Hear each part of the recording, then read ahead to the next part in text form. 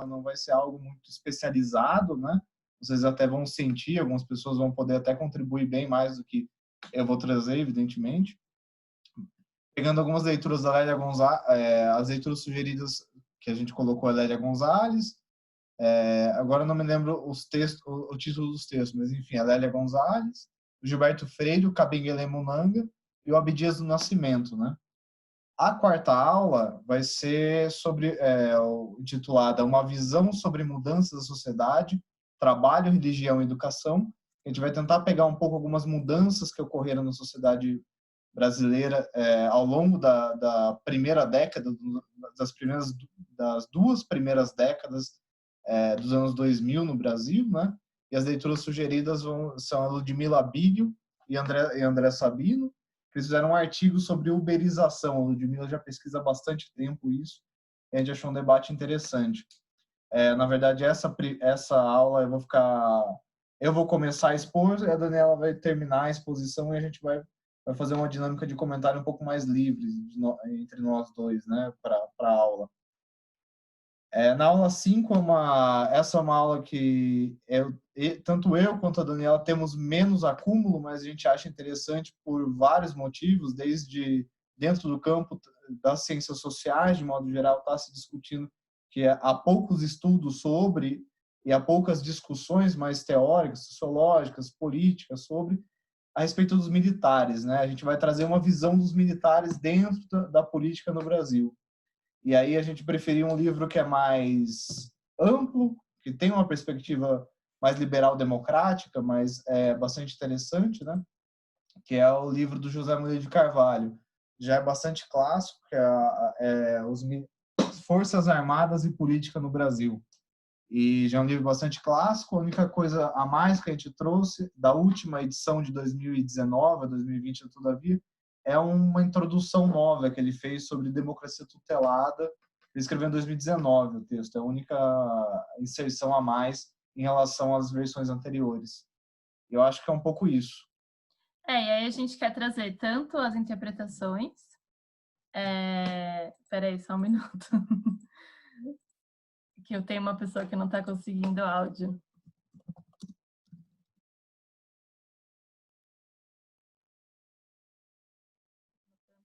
Inferior esquerdo, né? Se vocês puderem falar aí também no chat como conecta o áudio, tem mais uma pessoa que me mandou que não está conseguindo. Mas, enfim, a nossa ideia é que vocês, além do... Admite.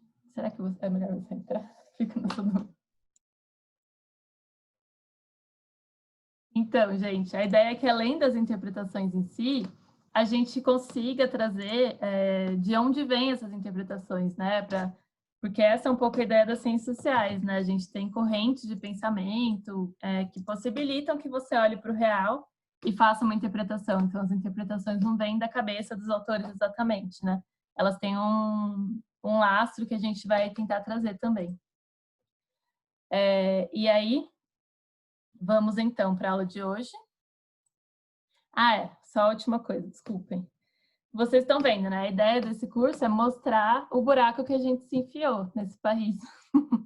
Então, é um pouco essa a ideia. A gente tentou reunir algumas teorias que a gente achou que são mais úteis para pensar isso, mas, claro, existem outras, é sempre um recorte, né? E a ideia é que a gente entenda, às vezes dando um passo atrás, mas entenda o que está acontecendo, né? Como começou a acontecer, quais transformações nos trouxeram até aqui e tudo mais. Então, é um pouco esse o recorte do nosso curso. Espero que vocês aproveitem e vamos lá. Isso aqui a gente já explicou, né? Como vai ser a dinâmica. Deixa eu só colocar o Rafael aqui também de host, porque daí eu paro de ser interrompida pelo pessoal que está chegando, daí ele pode admitir também. Rafael. Não, mas aí você vira host. Mas eu acho que é melhor. Sim. Eu só preciso deixar eu continuar sharing. Vem aqui. Vai. Isso. E aí você pode admitir as pessoas. Então é isso, pessoal. Desculpem aí a confusão, mas é que a gente está aprendendo também agora a lidar com isso, né? Então vamos lá para a aula de hoje. Deixa eu só arrumar a câmera, que ela está meio torta. Bom, hoje a gente vai tratar, então, principalmente da interpretação do André Singer, que a gente considera uma das interpretações mais ricas da nossa política hoje, né? Então, por isso a escolha. E a gente acha que ele tem uma abordagem bem específica, principalmente olhando para a ciência política brasileira atual, que é de olhar para as classes, né? Então, numa clara influência e inspiração marxista, principalmente do livro 18 de Brumário, ele vai olhar para as classes brasileiras e entender como elas se comportam para poder entender a política brasileira. É um pouco essa a leitura, né? E como eu já falei para vocês, a gente vai usar os 2 livros dele, principalmente, e também o livro do Boito, que é um outro autor que olha para as classes na política e também da ciência política. Bom, para entender o que o Singer vai abordar do nosso momento atual, é preciso entender sua teoria anterior, né? Anterior não, mas a que ele elaborou anteriormente. Então, que foi o lulismo. O que é o lulismo, né? O lulismo, para esse autor, é a representação de uma fração de classe, que é o subproletariado. O subproletariado, ele é uma classe específica brasileira, né? Então, não é uma classe que você encontra na Europa, é uma classe específica da nossa formação. Foi um conceito desenvolvido pelo Paul Singer, que é o pai do André Singer, um economista brasileiro, e ele percebeu o quê? Que abaixo do proletariado, então, aquela classe tradicional, né, que o Marx analisou na Europa, abaixo dele havia o subproletariado, que são aqueles que oferecem a sua força de trabalho no mercado, sem encontrar quem esteja disposto a adquiri-la por um preço que assegure a sua reprodução em condições normais.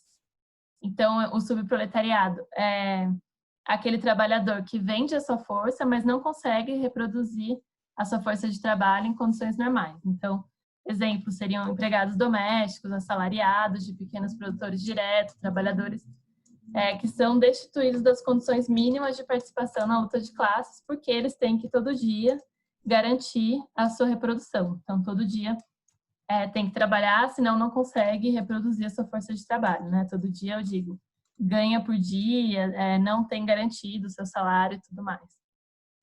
E quem que é essa fração, né? Essa fração é majoritária no Brasil, representava 47% do eleitorado em 2006, e ela não consegue se organizar desde baixo. Então, é uma classe que não se organiza, não é que nem os proletariados que se organizam, né, que tem um projeto para a sociedade. É uma classe que não consegue se organizar justamente pela violência do capital, certo? Não é uma classe que em si não consegue se organizar, não é uma classe que não tem agência, não é disso que se trata, tá? É uma classe que não consegue justamente porque as condições do capital, da exploração capitalista no Brasil não permitem. Tanto é assim que aqueles que fazem parte do subproletariado e são atraídos pelo MST ou algumas organizações análogas, se organizam, certo? E fazem frente ao capital. Então, não é uma classe que não tem agência, como algumas críticas são colocadas. É uma classe apenas que é muito explorada e ela tem que vender sua força de trabalho em condições muito, muito ruins, né? Que ela não consegue se reproduzir. Então, o que é o lulismo? O lulismo é, para o Singer, a representação dessa classe de cima, então ela é representada pelo Lula, né, pelo Poder Executivo, justamente porque ela não construiu essa forma de organização. Então, o lulismo foi esse momento em que essa classe foi representada. E como isso aconteceu, né? Isso aconteceu a partir de um realinhamento eleitoral. Deixa eu ver se era esse. Aqui. O que acontecia, então, no Brasil nas eleições, né, antes de 2006? Antes de 2006, desde a redemocratização, havia uma rejeição nas pesquisas anteriores do Singer, né, principalmente, os pobres rejeitavam a esquerda, de certa forma. A esquerda era vista como bagunceira, né, porque fazia greves e tudo mais. E, normalmente, os mais pobres no Brasil tinham preferência pela ordem. Então, a preferência pela autoridade, por um Estado forte. Só um minuto. Acho que agora está tudo certo. E a esquerda não representava essa ordem, né? A esquerda representava, ao contrário, um perigo para essa ordem. E por que a ordem era tão importante para essas pessoas, né? Justamente porque havia uma estabilidade de emprego muito grande, então, com a ordem, poderia aumentar a pobreza das pessoas, a dificuldade de conseguir um emprego, de conseguir sobreviver. Então, não é uma coisa que é inata, tá bom? É uma coisa que é das condições estruturantes do país. E o que aconteceu em 2002, quando o Lula chega ao governo, os votos dele não tinham uma preferência de classe muito clara, né? Os votos estavam distribuídos em todas as classes. E o que acontece a partir de 2006 é que isso muda. Então, os mais pobres passam a votar no Lula e a classe média deixa de votar no Lula e passa a votar no Alckmin, de forma majoritária, né? Claro que a gente está falando de grandes movimentos da sociedade. Então, eu trouxe aqui para vocês a tabela, se vocês estão vendo. Até 2 salários mínimos, a gente tinha 55% de voto no Lula. Uma coisa que eu esqueci de falar para vocês é que o subproletariado, ele se caracteriza normalmente de receber mais ou menos de 1,5 a 2 salários mínimos de renda familiar mensal. Então, normalmente essa faixa, embora hoje seja mais complexa essa classificação, a gente já vai falar mais disso, né, na teoria do Singer. Mas voltando, então, no primeiro turno de 2006, quem ganhava até 2 salários mínimos votou no Lula, 55%, de 2 a 5 salários mínimos, 41%. E a partir daí vocês podem ver que a maioria era voto no Alckmin, né? Isso que o Singer chamou de realinhamento eleitoral. E aí eu trouxe também o segundo turno para vocês verem, que daí fica um pouco mais claro ainda, né? Até 2 salários mínimos era 64% de voto no Lula. De 2 a 5 salários mínimos, 56%. E depois já muda, né? Então, esse realinhamento eleitoral é o lulismo, né? E como que isso aconteceu? Como que ele fez isso, né? Você que mandou? Uhum. Ah, tá. Qualquer coisa me fala. Como que acontece o realinhamento, né? Gente, importante lembrar que essa coisa que eu tô falando, de como votavam os mais pobres, a classe média e tudo mais, está num livro anterior do Singer ainda, que chama Esquerda e Direita no Eleitorado Brasileiro. Esse foi o doutorado dele, foi um livro lançado bem antes, e ele acompanhava as eleições, né? Uma das eleições que ele acompanhou, por exemplo, foi a eleição do Collor. E o que dava para identificar? Que foi um dos únicos momentos nas eleições da redemocratização, que existia uma polarização mais clara entre ricos e pobres. E, por incrível que pareça, os ricos estavam contra o Collor, então a favor do Lula, e os pobres votavam mais no Collor. Então, foi o outro momento de polarização entre ricos e pobres, que voltou a acontecer só no lulismo. E aí, como aconteceu esse realinhamento, né? Ele aconteceu já com o PT no poder, então, no primeiro mandato do Lula, aconteceu principalmente o mensalão, e aí a classe média abandonou o partido, né, majoritariamente, parou de apoiar o partido. Aquela ideia de que o PT traiu, né, a gente ouve muito, já que ele era o partido da ética e a partir do mensalão foi visto como um partido corrupto. E, por outro lado, conseguiu atrair os mais pobres. Então, diversas políticas, né, como o BPC, que é o benefício de prestação continuada, que dá um salário mínimo para os idosos, né, enfim, em condições específicas. A valorização do salário mínimo, que seria um dos principais pilares assim do lulismo, porque conseguiu realmente valorizar o salário mínimo e isso aumentou muito o poder de compra, né, da população. o Bolsa Família, que é uma política central do PT, né? E a expansão do crédito, principalmente o crédito consignado, que é aquele que já é descontado no salário. Então, com tudo isso, né, no primeiro mandato do PT na presidência, houve essa mudança. Então, sai a classe média entre os mais pobres e acontece uma polarização entre ricos e pobres, que antes não estava tão clara no eleitorado brasileiro.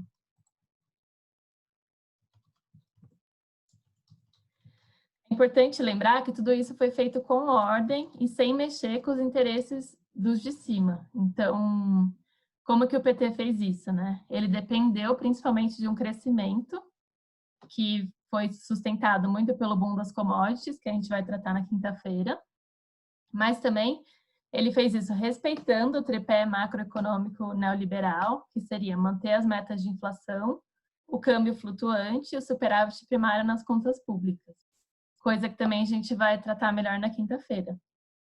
Mas, então, o que aconteceu? O PT conseguiu fazer uma distribuição entre os de baixo sem mexer com os de cima. Então, ele acabou com aquele argumento de que a esquerda mexe com a ordem, né? Ele fez tudo isso dentro da ordem. Então, esse argumento não poderia mais ser usado contra o PT, como partido de esquerda, né? E o argumento da corrupção passou a predominar. Mas acontece que a corrupção é um assunto, nas pesquisas de opinião, que ele é cara à classe média. Então, não é um assunto que toca tanto esse novo eleitorado petista, que é o subproletariado, principalmente. Tá bom? Bom, então, o que o Singer chama isso de um reformismo fraco, porque ele combina elementos conservadores, que é essa ideia de que a conquista da igualdade não requer um movimento de classe auto-organizado que rompa com a ordem capitalista, ou seja, o subproletariado não precisa se organizar para conseguir sair da pobreza, por assim dizer, e combina elementos progressistas. E aí a gente pode lembrar de vários, né? Acho que vocês vão lembrar aí também. Em conservadores também a gente poderia citar outros, mas o Singer dá destaque é esse, a ideia de que o Estado fortalecido tem o dever de proteger os mais pobres, independentemente dos desejos do capital. Então, é importante sempre lembrar que o lulismo é um reformismo fraco, ele tenta fazer uma reforma sem mexer com os principais interesses. Então, ele não fez uma reforma tributária, a gente pode discutir várias outras coisas que se esperava que o PT fizesse e não fez, né? Justamente porque ele é conciliador, ele tenta combinar esses elementos, né? E aí, por vários motivos também da formação brasileira, que a gente pode discutir melhor. E aí, o que acontece? Eu fiz esse esquema, né? Que é o esquema de classes que o Singer apresenta nesse livro. No primeiro livro, sempre lembrando, né? A gente já vai para o segundo. Esse esquema de classes, é importante lembrar que ele não é estável e parado desse jeito que a gente está mostrando aqui, que é uma fotografia de uma coisa que é muito dinâmica. Na realidade, ele está sempre mudando conforme os interesses vão mudando e a situação histórica vai mudando, né? Então, mas esse esquema ajuda a gente a entender como foi o esquema de classes do lulismo, né? O que ele conseguiu promover e como ele conseguiu fazer essa conciliação de classes. Então, a gente poderia separar em 3 principais classes, ou coalizão de classes, né? O primeiro é o subproletariado, que é aquele que ganha mais ou menos até 2 salários mínimos, às vezes até 1,5, que nas pesquisas a gente não tem isso também especificado. E o que o subproletariado quer? Ele não tem um projeto próprio de classe, o projeto dele é desaparecer, justamente porque as condições de reprodução da sua classe são muito difíceis, né? E ele quer a diminuição da pobreza, não necessariamente a diminuição da desigualdade. Então, essa é a diferença dele com os trabalhadores organizados. E o que favorece a diminuição da pobreza? A inflação baixa, os juros altos, porque ele aumenta a reserva de dólares, né? E aumenta o poder de consumo. Então, isso muitas vezes diminui o valor das coisas que a gente paga aqui no Brasil. Isso também a gente vai tratar melhor na quinta-feira. A coalizão produtivista seria uma união entre os empresários industriais nacionais e os trabalhadores organizados. Então, aqueles trabalhadores CLT, de de fábricas, que tem organização em sindicatos e tudo mais. E o que essa coalizão quer? Principalmente controlar o capital estrangeiro, então controlar a entrada de capital estrangeiro, diminuir os juros, justamente porque isso facilita o investimento industrial, né, que melhora a qualidade do emprego. E os trabalhadores organizados querem reduzir a desigualdade, e não aí só a pobreza, né?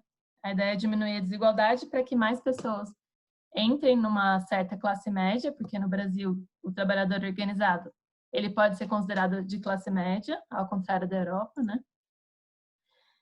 E ele quer, então, os trabalhadores organizados querem que mais gente entre nessa condição. E isso necessariamente é um projeto de reduzir as desigualdades, né, para ter uma distribuição melhor de renda via Estado. A coalizão rentista é aquela que reúne o capital financeiro nacional e internacional e a classe média.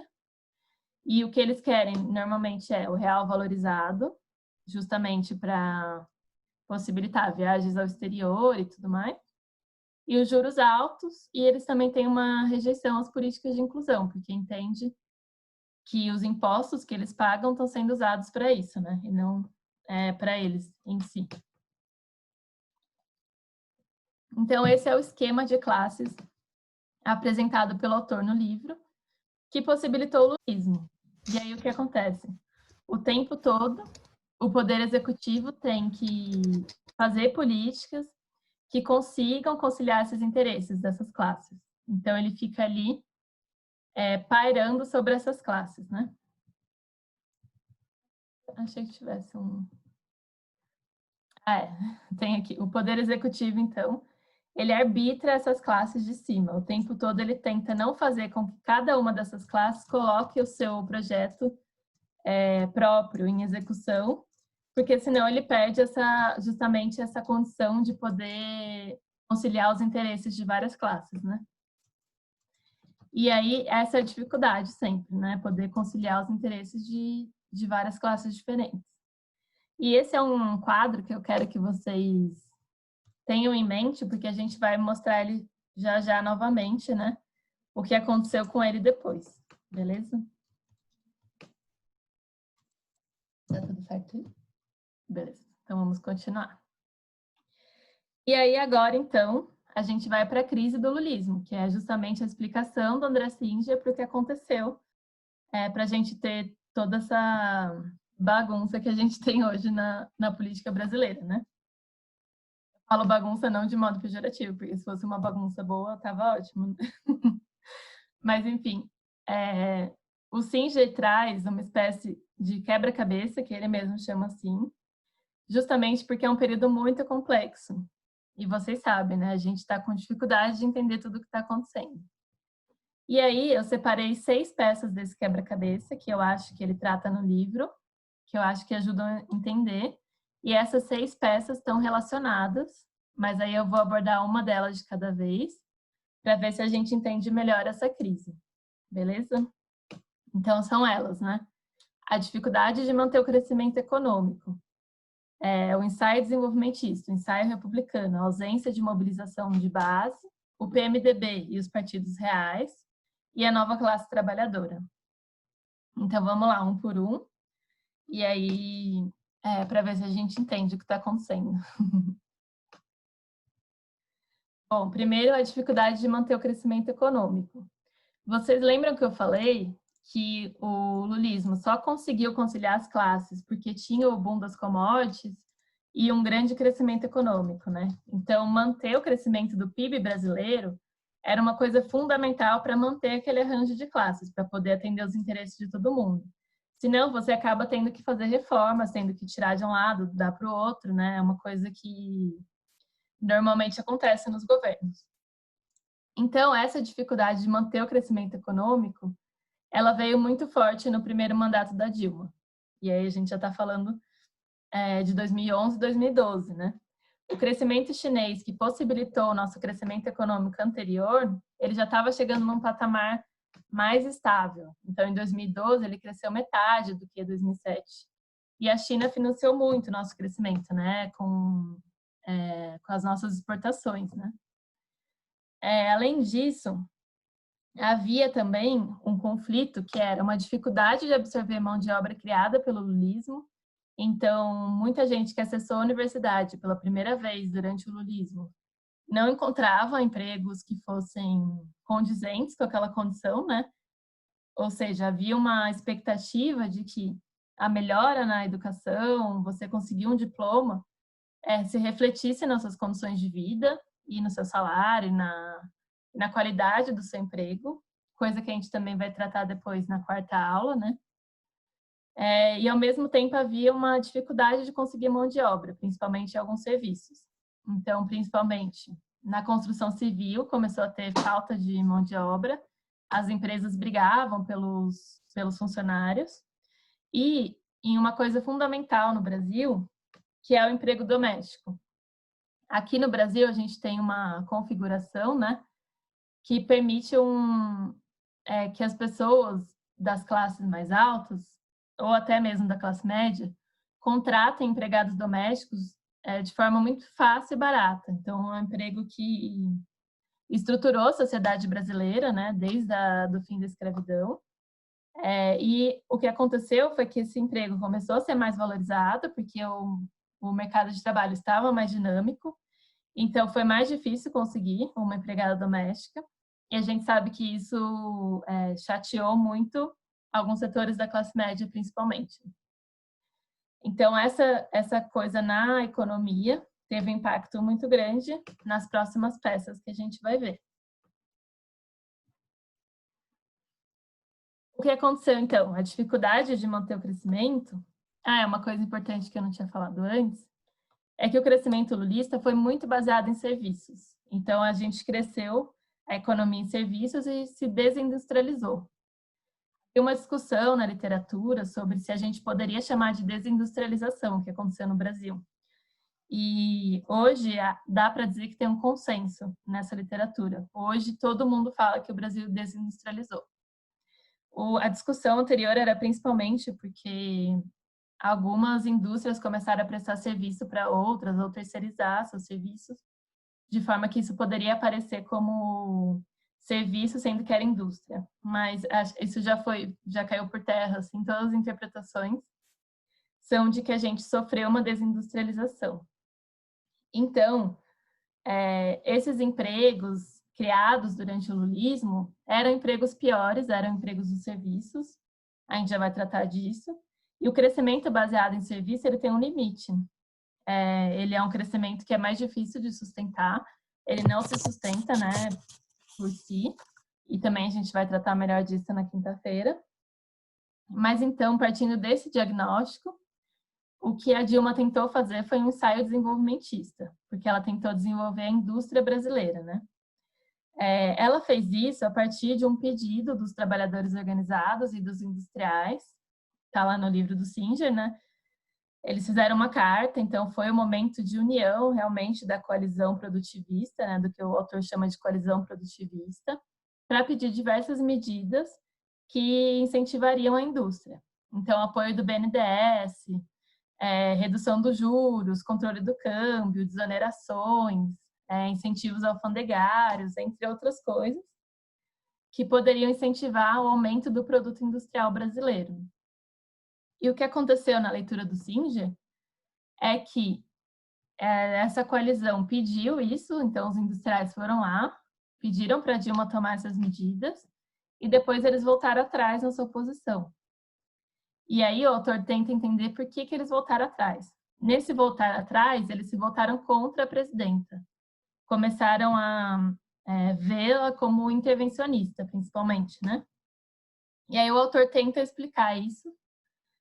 Uma das explicações é o aumento das greves no período lulista, mas principalmente ali a partir de 2011, você teve aumento das greves e, na verdade, um aumento de poder de barganha dos trabalhadores. Então, os trabalhadores, eles não estavam só fazendo greves, mas as greves deles tinham aumentos reais de salário. Então, era um momento que eles conseguiam, de fato, negociar. Isso é interessante ver no livro do Armando Boito, junto com a Paula Marcelino. Eles têm um artigo muito interessante sobre isso, analisando como as greves cresceram nesse período, né? E isso impacta aumenta um conflito distributivo, né? Porque os empresários, eles veem que os salários estão crescendo e eles têm medo de perder os lucros, né? Os lucros estão caindo ao mesmo tempo. Isso também a gente vai discutir melhor na quinta. Essa seria uma das explicações. Mas outras, e que o autor fala que a Dilma cutucou onças com varas curtas, é de diversos setores insatisfeitos com a presidenta. Então, quando ela foi atender esse pedido dos trabalhadores e dos industriais, ela reduziu o valor da energia elétrica, por exemplo.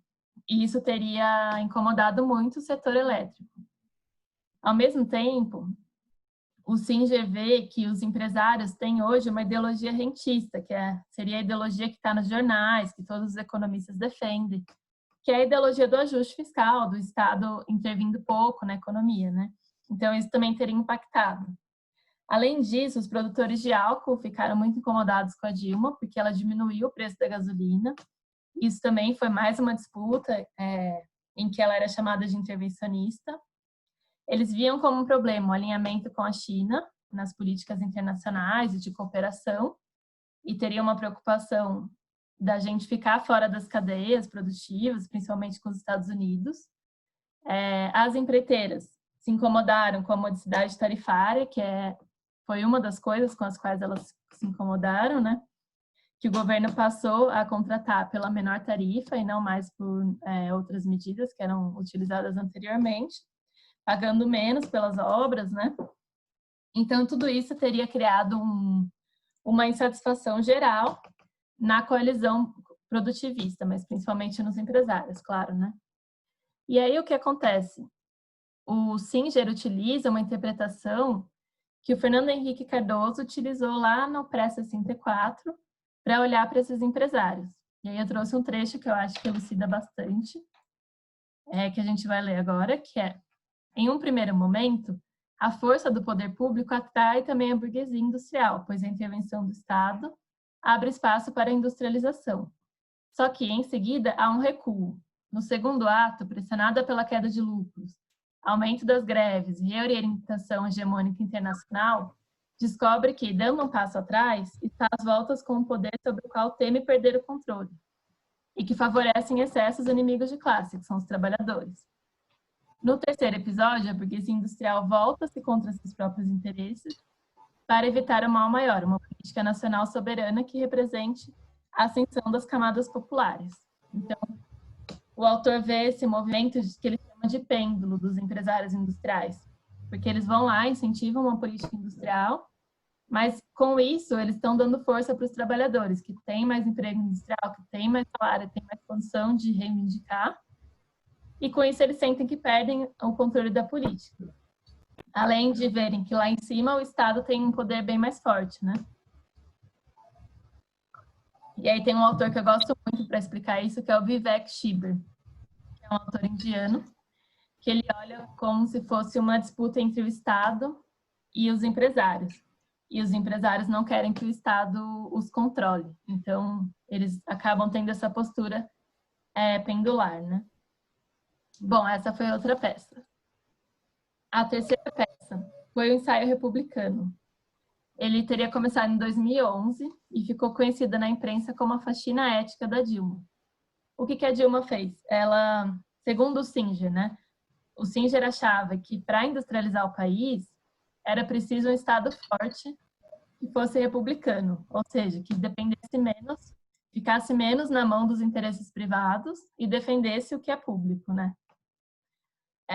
Eu não sei se foi essa a motivação da Dilma, mas o fato é que ela mexeu em favores e estruturas do Estado brasileiro que estão lá desde a sua formação, assim, que são fundamentais, que eram basicamente a corrupção e o clientelismo, né? Então, o que ela fez? Mudou vários cargos que estavam na mão do PMDB, e a gente já vai falar o que representa o PMDB, né?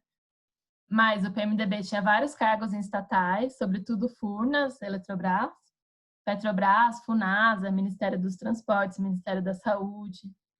Bom, vocês sabem o que está acontecendo agora no governo Bolsonaro, né? Então, para conseguir o apoio no Congresso, você distribui esses cargos e tudo mais, além de ser uma estrutura muito antiga brasileira, né? Você ter nas estatais outros interesses em jogo.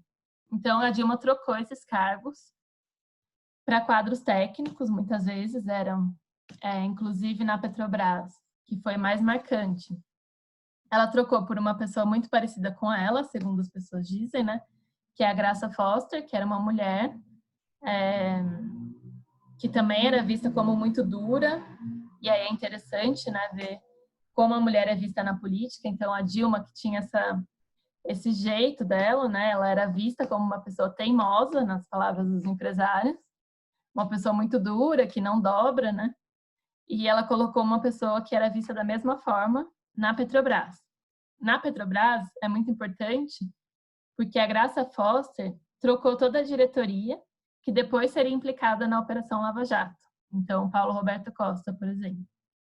E na minha pesquisa também encontro outras coisas que ela fez na Petrobras, que foram antes da Operação Lava Jato, e que também eram contra os interesses das empreiteiras, do PMDB e tudo mais. E aí é importante ver que o Eduardo Cunha, que é aquele que vai abrir o processo do impeachment, né, ele era um dos centros desse ataque, porque ele controlava diversos cargos aí nas estatais, principalmente em Furnas, né? Então, é uma coisa importante de se observar nessa peça do quebra-cabeça, por assim dizer. Bom, o outro quebra-cabeça da crise é a ausência de mobilização de base. Por definição, o lulismo ele é desmobilizador, justamente porque ele não precisa de um movimento radical ou de um movimento de classe para transformar a sociedade, né? E aí essa transformação a gente pode discutir o caráter dela. Mas uma das explicações do Singer é que a Dilma não mobilizou a base ao fazer os seus ensaios, o ensaio desenvolvimentista e o ensaio republicano. E veja, ele tenta mostrar que esses ensaios eram muito radicais, né? Eles realmente tentavam mudar a sociedade de forma radical. E ela fez isso sem nem mobilizar a sua base, sem nem avisar. Então, as pessoas nem sabiam o que estava acontecendo, tanto que não é uma coisa que a gente tem na memória, né? Quem lembra da Dilma fazendo a faxina ética? É uma coisa assim que a imprensa tratou até com esse nome, o Singer usa outro, né? Mas é uma coisa que passou totalmente sem a gente perceber, porque realmente não teve uma mobilização. E aí também é importante ver que a base criada pelo lulismo, e essa base que ascendeu durante o lulismo, a gente já vai tratar disso na próxima peça, ela não prefere o Estado, ela não prefere soluções estatais, que foram aquelas apresentadas pela Dilma, né? Justamente porque ela ascendeu, segundo ela mesma, pelos esforços próprios, ela não vê como o Estado teria participação nisso. Então, o Estado ele é visto como alguém que pega os impostos, né? E não alguém que possibilitou essa ascensão. Então, a solução estatal também não era a preferência daqueles que ascenderam pelo lulismo. Então, uma dificuldade aí de mobilizar a própria base, né? Que ascendeu durante esses governos. Uma outra coisa importante na explicação do autor é o PMDB, então. O PMDB, hoje MDB, né? Ele é visto como o centro da nossa política, de certa forma. Todos os partidos têm que negociar com ele. E ele também está nas estatais e tudo mais. Mas ele representa uma certa força política do Brasil, que o Singer vai chamar de Partido do Interior. E aqui ele quer dizer as elites dominantes do interior, né? Que é um partido justamente que traz toda essa coisa da velha política. Então, clientelismo, coronelismo, corrupção. É um partido que está ali realmente no Estado para ficar, né? E aí, existe uma parte do livro que é muito interessante, que o Singer vai falar que a gente tem 3 partidos realmente existentes no Brasil. O que significa isso, né? Realmente existente é aquele que realmente representa grandes separações que a gente tem na sociedade. Então, ele estaria vendo um partido popular, que durante o lulismo e até hoje seria o PT, e na época da nossa democracia de 45, 64, seria o PTB. Ele vê um partido de classe média, que na nossa democracia de agora seria o PSDB e na anterior era o DN, e um partido do interior, que seria o PMDB ou o MDB hoje, e na época era o PSB, na época da nossa democracia de 45, 64. Né? Ele usa uma ideia do Antônio Cândido para falar que esse sistema de partidos brasileiro se formou dessa forma. Então, de certa forma, ele fala que grandes realinhamentos ocorrem, né? Mas a tendência é que existam esses três representantes da sociedade. Assim. Então, o Partido Popular, de classe média do interior. E aí, isso é importante até para explicar o que aconteceu com a nova classe trabalhadora. O que é a nova classe trabalhadora, né? É essa classe que ascendeu durante os governos do Lula e da Dilma.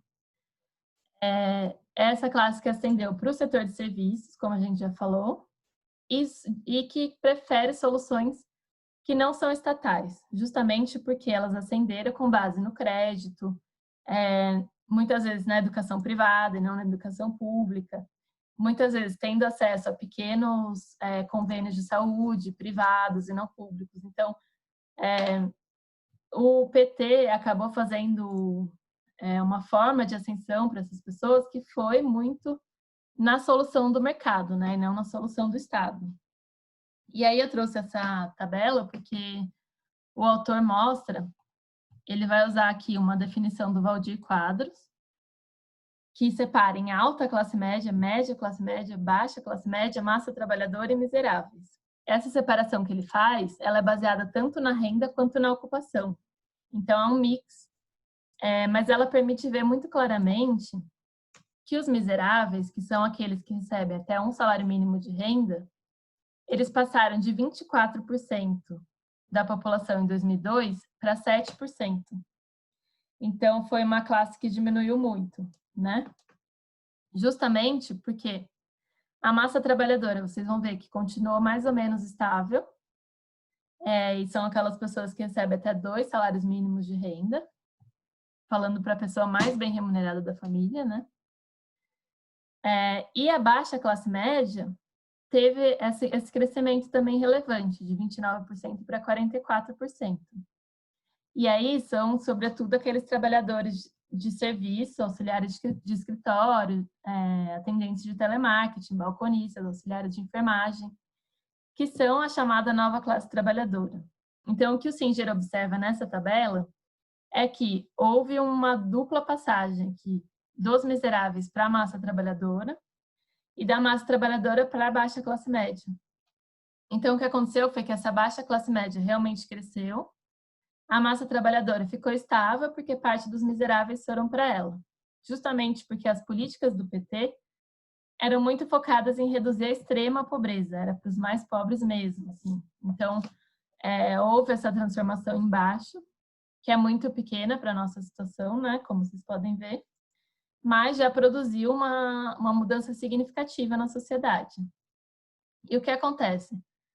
Havia uma aposta de que essa nova classe trabalhadora fosse ter o mesmo comportamento que o proletariado clássico brasileiro, aquele que tem CLT, que é sindicalizado, que tem empregos de melhor condições, né? Só que não foi isso que aconteceu. Justamente porque essas pessoas foram empregadas no setor de serviços e tiveram uma melhora de vida via mercado, elas não tinham aquelas reivindicações que a gente via no proletariado, né?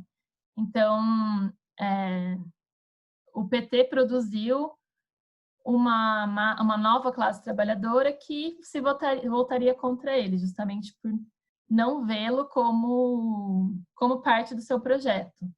E aí, é interessante notar no livro que o Singer cita até algumas falas do Fernando Henrique Cardoso, falando que o PSDB tinha que olhar para esse pessoal, justamente porque era uma base nova para o PSDB, uma base que representava os interesses da classe média. Então, essa baixa classe média, ela estava olhando mais para cima, então ela queria mais ser classe média do que ser classe trabalhadora, por assim dizer.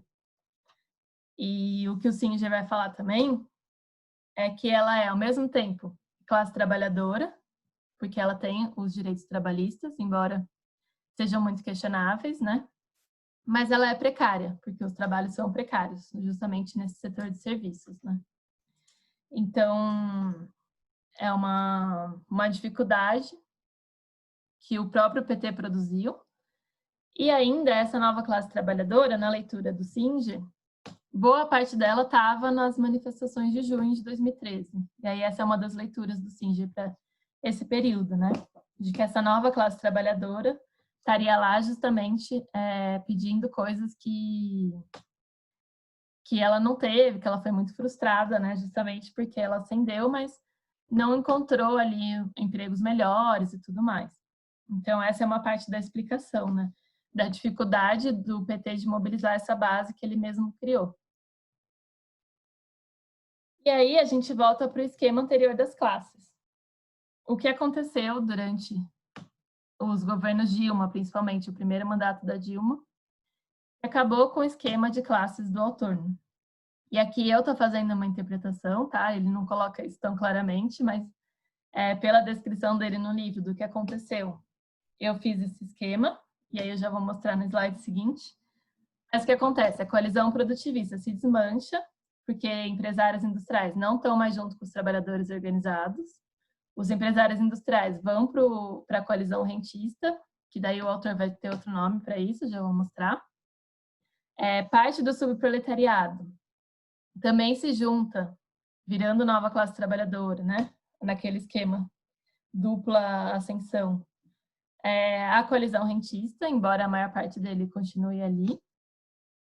E então acaba esse esquema de classes do lulismo. E aí o que vem no lugar, né? A gente tem um subproletariado que fica sem lugar no governo, os trabalhadores organizados também ficam sem lugar, e o que a gente tem é uma frente antidesenvolvimentista, onde junta o capital financeiro, a classe média, os empresários industriais, então eles se juntam todos para pedir real valorizado, juros altos, a rejeição a políticas de inclusão e principalmente menos Estado. Então, muito Estado atrapalha, o Estado gasta demais, não é isso que a gente quer. E uma frente antirrepublicana, principalmente formada pelo PMDB e os setores da elite brasileira mais atrasados, né? E a ideia é continuar dominando a máquina estatal para benefícios privados e não benefícios públicos. Então, essa nova configuração levaria ao impeachment, né? E aí, lembrando que o impeachment foi puxado pelo Eduardo Cunha, né? Inicialmente, e grande parte do PMDB aprovou. É sempre bom lembrar que o PMDB tem quadros que não fazem parte desse setor atrasado, até pela sua formação, que é um partido muito complexo, né? Na sua formação, que nasceu na ditadura e tudo mais. Mas todo esse quadro, então, ele mostra uma crise da configuração de classes que permitiu que o PT governasse tantos anos de forma estável, né? Então, tudo isso explicaria um pouco como começou a nossa crise política, né? E, bom, acho que é isso do Singer, já vou falar do Boito. Mas o que eu queria trazer para vocês também aqui é que tudo isso eu acho que pode ser utilizado para pensar o nosso presente mais imediato, né? Então, o que o Bolsonaro representa, como que o lulismo, dessa forma desmobilizadora, também pode ser mobilizado para um outro lado. Então, ele é pautado no conservadorismo, né?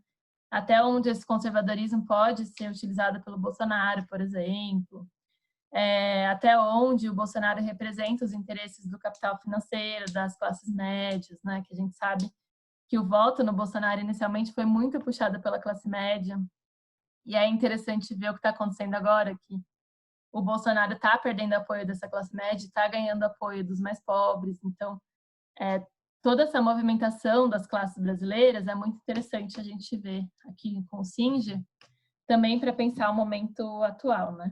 Mais atual ainda, porque agora a gente fala de 3 anos atrás e parece que é uma coisa que já faz muito tempo, né? Bom, e aí queria trazer rapidamente para vocês, porque o nosso tempo já está avançando aqui, uma outra leitura que também é baseada nas classes e que é a do Boito Júnior, né? E aí eu busquei fazer um esquema parecido para a gente comparar. O Boito Júnior é um professor da Unicamp, da ciência política, e ele vai usar os conceitos que ele usa, ao contrário do Singer, que é baseado muito no pensamento brasileiro, no pensamento do Caio Prado Júnior, do pai dele, que é o Paul Singer, do Chico de Oliveira e outras leituras próximas, principalmente do Verfort também. O Boito Júnior vai usar uma outra base teórica, que é do Poulantzas, né? Então, ele vai utilizar alguns conceitos criados pelo Poulantzas, e aí o Poulantzas não é um autor brasileiro, né? É importante lembrar. E quais são esses conceitos principais? O de bloco no poder. Bloco no poder são as frações da burguesia cujos interesses são contemplados nas políticas do governo. Então, é um pouco entender quais frações da burguesia estão sendo representadas no governo. Esse é o bloco no poder. Burguesia interna também é uma ideia do Poulantzas, né? Burguesia interna são alguns setores do capital nacional, bem variados, como o agronegócio, a mineração, a construção civil. E a burguesia interna, na visão do Boito, teria ascendido dentro do bloco do poder. Então, ela já fazia parte desse bloco, mas ela ganhou mais poder durante os governos do PT, justamente por causa da frente neodesenvolvimentista que ela fez com os trabalhadores. Então, teria uma visão muito aproximada do Singer de que os empresários nacionais teriam mais lugar nos governos do PT, justamente por políticas que favoreciam eles, né? Só que, ao contrário do Singer, ele vê alguns setores, né, que estariam nessa frente, né, como os grandes bancos, que para o Singer não estão na coalizão rentista, né, e o agronegócio, que também o Singer não aborda. E aí, para o Boito, existe também a burguesia associada, que é aquela que compra produtos do capital internacional, e o que ela quer é a expansão do imperialismo, na leitura do autor. Já a burguesia interna, ela quer proteção e favorecimento do Estado em relação ao capital estrangeiro. Então, o autor vê uma disputa, né, entre essas burguesias para ver quem vai dominar o bloco no poder. E aí, na leitura dele, o que aconteceu foi que houve uma contradição no bloco no poder, que foi justamente entre os trabalhadores organizados e a burguesia interna, justamente por conta de greves e questões sobre lucro e política de juros, né? Então, é uma leitura parecida com a do Singer. E aí eu quero chamar a atenção que os dois estão olhando para a mesma realidade, né? Só que eles vêm de bases teóricas diferentes. Então, é isso que faz com que eles tenham visões diferentes. E não só essa pequena diferença de ter o banco ou não dentro da burguesia, né? Da burguesia do bloco no poder. Então, queria trazer também essa visão para vocês. E aí teriam outras coisas para falar, mas eu acho que a gente consegue falar melhor na discussão, né? E aí é isso, tá tudo bem, né? Tá tudo bem. Então é isso, gente. Eu agradeço. E agora vamos para a discussão, que vai funcionar da seguinte forma. O Rafael vai administrá-la, né? Eu vou abrir um pouco, pegando algumas questões. Acho que a ideia é um pouco até para Dani descansar um pouco também, para depois vocês reagirem um pouco, talvez com a câmera aberta e áudio. É que no começo eu vou aquecer um pouco algumas questões que foram colocadas, né, naquele bloquinho de notas que a gente fez com possíveis dúvidas, né? E depois a gente pode dar continuidade, abrir o áudio, se for necessário, enfim. Eu acho que eu vou ir por ordem, e a primeira questão colocada pelo Henrique Álvares, eu acho que se eu falar o nome ou sobrenome de maneira equivocada, me perdoem, às vezes eu digitei errado, ou às vezes eu li errado também. A ideia é um pouco a pergunta: por que os votos em Lula e Collor tiveram aquela distribuição de renda e de classe, né? Acho que é uma pergunta bastante ampla. Eu acho que o grau de amplitude dela é mostrado porque um professor do próprio departamento de sociologia da FIFELESH lançou um livro sobre isso em 2015, né? Tipo, várias décadas depois do que aconteceu, né? Mas eu acho que se a gente for pegar duas referências que estavam nessa aula, que é o livro que a Dani tinha falado, já sugerido, que é Esquerda e Direita no Eleitorado Brasileiro, que é o doutorado André Singer, e esse livro bastante interessante do infelizmente falecido professor Francisco de Oliveira, Collor, A Falsificação da Ira, a ideia um pouco, a aposta do Singer é que o que definiu aquela eleição mais do que imediatamente renda, foi identificação ideológica com a esquerda e com a direita. É claro que essa identificação tem raízes de classe, ele vai argumentar nesse livro aqui, né? Mas se a gente for tipificar por esquemas de classe, de maneira muito esquemática, principalmente com a ida ao segundo turno de Luiz Inácio Lula da Silva do PT, de um PT que era bastante mais radicalizado, vamos dizer assim, tem até um texto interessante no livro Sentidos do Lulismo, chama As Duas Almas do Partido dos Trabalhadores, né? É um texto recomendável para quem quiser ver algumas distinções e poucas, menos, né, semelhanças entre o PT que foi fundado nos anos 80 e o PT a partir dos anos 2000, 2006, né? É interessante porque ali você tinha uma candidatura com um programa socialista. Poderia ser um socialismo diferente do que era praticado pelos partidos comunistas, pela Internacional Comunista, pela Terceira Internacional, enfim, pelo marxismo-leninismo, vamos dizer assim, pautando por uma ideia de socialismo democrático, basista, de uma outra constituição, né? Mas ali você tinha esse programa anticapitalista contra o programa do Collor, né? Que era a direita no começo, mas estava um pouco indefinido. Só que no frigir dos ovos, no segundo turno, realmente quadros da burguesia, empresariado, realmente entraram de cabeça na campanha do Collor e principalmente quando foi se desenhando esse segundo turno entre um partido de direita, entre o Collor e um partido declaradamente socialista, com possibilidade de colocar reforma de base, enfim, então, a progressividade de impostos, até uma reforma agrária, enfim, entraram decididamente na campanha do Collor esses estratos empresariais burgueses, né? Já a classe média, as classes médias, se a gente for ver um pouco na estratificação, desse ponto de vista de estratificação, votavam no Lula por atração por um programa de mudanças no sentido mais republicano não, porque é um pouco difícil de explicar, mas realmente principalmente voltados para a questão da corrupção, né? Um combate mais sistemático e decidido à corrupção e um processo de civilizatório no país, vamos dizer assim, né? Em relação às relações de classe. A classe média ainda era atraída por isso ali, né? Só que o voto popular foi muito galvanizado pelo Collor, justamente por essa estruturação de classe, essa estruturação de classe sobre o proletariado, né? É interessante retomar, nesse sentido, a explicação da Dani, que realmente ali o PT, nas entrevistas, nas pesquisas de opinião da Folha, era visto como desordeiro, estava fora da ordem. Nesse sentido, ia prejudicá-los, né?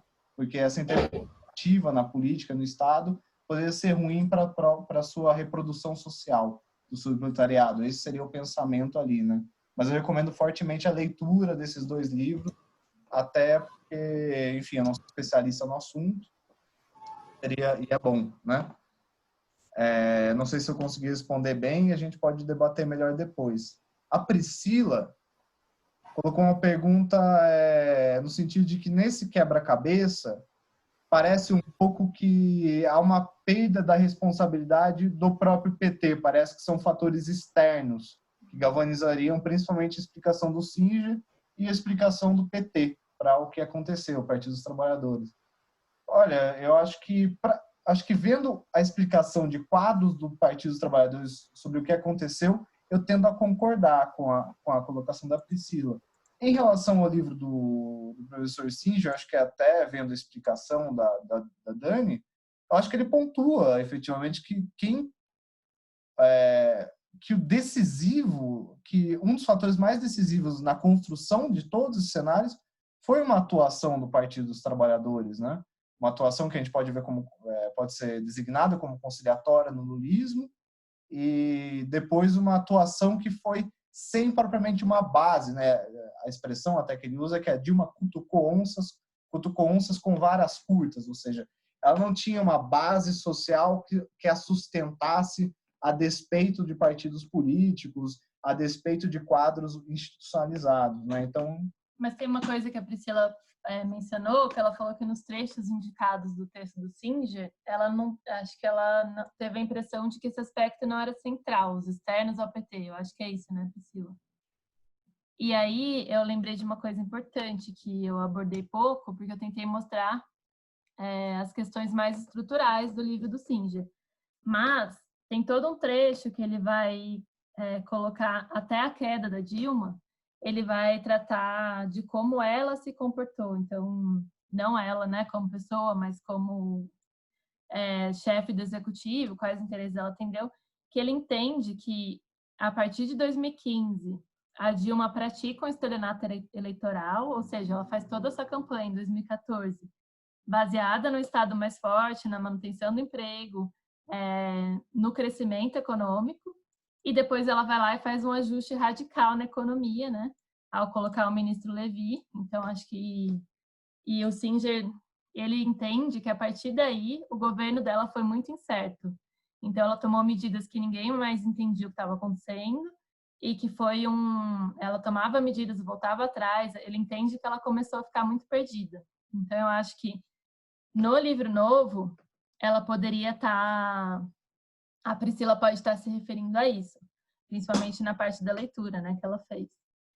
Mas na parte mais estrutural da leitura do Singer, eu acho que é importante ressaltar que tudo aquilo que moveu o lulismo era muito conservador e não era mobilizador. Então, não teria como ele se sustentar. De certa forma, o PT cavou a própria queda, né? Então, ele não coloca fatores totalmente externos ao PT, pelo contrário.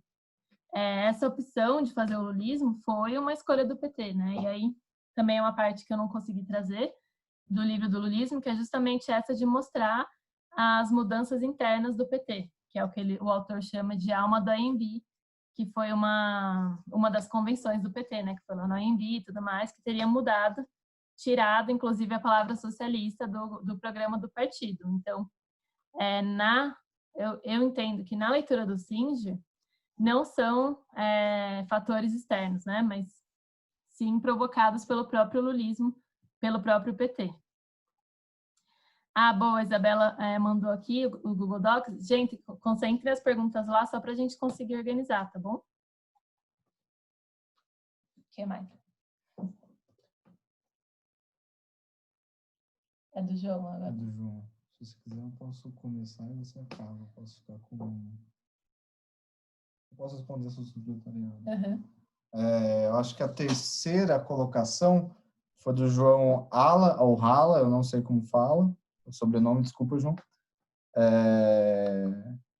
A respeito de o subproletariado, conforme colocado pelo Paul Singer, é equivalente ao precariado? E daí eu também já junto com uma pergunta colocada pelo Gabriel Delfino, de que a pergunta: seria adequado imaginar entregadores de aplicativo inseridos no subproletariado atual, mesmo tendo algum nível de organização, ou esta classificação já não cabe mais atualmente, né? Eu acho que é interessante porque, até onde eu sei, essa nomenclatura precariado vem de um sociólogo, se eu não me engano, inglês, que até trabalhou na Organização Internacional do Trabalho, a OIT. Ele chamava Guy Steering. Ele tem um livro que é o Precariado, Nova Classe Perigosa. Ele termina com o subtítulo uma pergunta, né? E ele vai definir algumas características desse precariado, que, por questões de insegurança no trabalho, questões de insegurança financeira, por questões de não participar do pacto do bem-estar social europeu, estariam abaixo dos trabalhadores europeus clássicos, o proletariado, né? Segundo a perspectiva dele. Ele tem uma leitura mais weberiana também, né? Nessa leitura do precariado, o Stering, não o Rui Braga, que também usa o termo, né? Mas é interessante porque nessa leitura do Stering ele vai entender que o precariado, pela condição de alienação psicológica, que ele fala desse termo, né, no trabalho, ele seria uma classe perigosa, que sempre tenderia à extrema-direita, em votos de dos partidos populistas de direita europeu. E é interessante porque o Rui Braga, eu acho que em 2014, fez uma resenha no blog da Boitempo desse livro. Ele argumenta que nem sempre essa classe vai pender para a direita. E isso está para além de determinações de produção e teria que se ver como ela vai agir politicamente em uma determinada situação histórica, né? E ele vai argumentar que e ele vai argumentar também que essa classificação do Sterling de precariado se aproxima muito de algo que era muito constante na história brasileira, que era a ideia de subproletariado. Então, até o próprio Rui Braga, o sociólogo do Departamento de Sociologia, que utiliza, que tem trabalho sobre o que ele chama de precariado, concorda que há uma certa proximidade. Eu acho que, de fato, tem uma proximidade. Eu não saberia pontuar para vocês quais são as dessemelhanças exatamente entre o Rui Braga e o Singer nessa utilização, né? Eu até cheguei a ver debates, mas admito que não ficou muito claro para mim. Eles estão concordando bem. No geral, eles concordam bastante. Enfim, e é isso. O próprio Rui Braga aproxima essas duas designações, né? E até argumenta que o que era novidade na Europa, que seria essa classe que estaria abaixo do proletariado, no Brasil seria uma constante, né? E que a gente poderia ver trabalhos clássicos da sociologia, de história, que nem o Caio Prado Júnior, Formação do Brasil Contemporâneo, e enfim, eu acho que dá para ver uma proximidade. Em relação aos entregadores, eu acho que o termo já está sendo usado, né? Subproletariado e precariado para essa categoria mais específica, justamente porque eles também, talvez seja a situação que a gente tenha mais contato e seja uma das mais pesquisadas no sentido de o quanto que eles vendem a força de trabalho, tanto de horas que eles passam trabalhando, e ao mesmo tempo eles têm muita dificuldade de reproduzir condições mínimas de vida. Desde transporte para casa, muitas vezes pelo tempo de trabalho eles precisam dormir na rua, em qualquer lugar, dormir de maneira cortada, enfim, não tem condições mínimas de vida, apesar de oferecerem o seu trabalho durante 14 horas ao dia, 12 ou até mais, né? Eu acho que realmente e voltando para essa questão, de fato, você assiste uma certa organização deles, primeiro em cooperativas próprias para fazer frente a Uber, iFood, enfim, e também há iniciativas mais propriamente políticas, vamos dizer assim, não para não esteja dizendo cooperativa na política, mas tem entregadores antifascistas, né? Mas eu não sei precisar para vocês o quanto isso impacta no todo desses entregadores, se a maioria sabe dessas cooperativas, tem intenção de participar ou não, né? Eu acho que tem pesquisas, por exemplo, da própria Ludmilla, que a gente vai tratar depois, que falam um pouco de uma certa ideologia do empreendedorismo, né? Que coloca-os como empresários de si e dificulta a consolidação de uma solidariedade de classe, enfim, a gente pode debater um pouco mais. Tem mais umas perguntas do João aqui que eu vou responder, que ele fala se os ensaios republicanos e desenvolvimentistas poderiam ser vistos como mais à esquerda do governo Lula. Na visão do Singer, eu acredito que sim. Ele está falando justamente que a Dilma estava tentando acelerar o lulismo. Ou seja, ela queria colocar um ritmo de distribuição da renda e de crescimento do país mais radical. Até, inclusive, o ensaio republicano, se você for ver, é muito radical, né? Porque ele tenta mudar as bases do Estado brasileiro da forma como ele sempre foi feito, né? Desde sempre, assim. Então, sim, daria para dizer que sim. E ele pergunta como se sustenta a leitura do golpe, né? Na visão do Singer, e aí é interessante que daria para trazer para as coisas que ele está pensando agora, né? Seria um golpe parlamentar, justamente porque não teve crime de responsabilidade da Dilma. Então, quando você não tem crime, é um golpe na visão dele, né?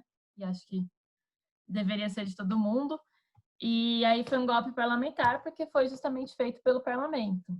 E aí, hoje em dia, ele vai utilizar a ideia de vários autores, como o Przeworski, e também o David Russiman, e até mesmo o Levitsky, o Ziblatt, de que os novos golpes acontecem de forma diferente, né? Então, não tem uma ruptura clara, eles acontecem aos poucos, não dá para você dizer que foi golpe, nem todo mundo fala que foi, às vezes ninguém percebe. mas ele vai acontecendo aos poucos, então entraria nessa onda dos novos golpes, né?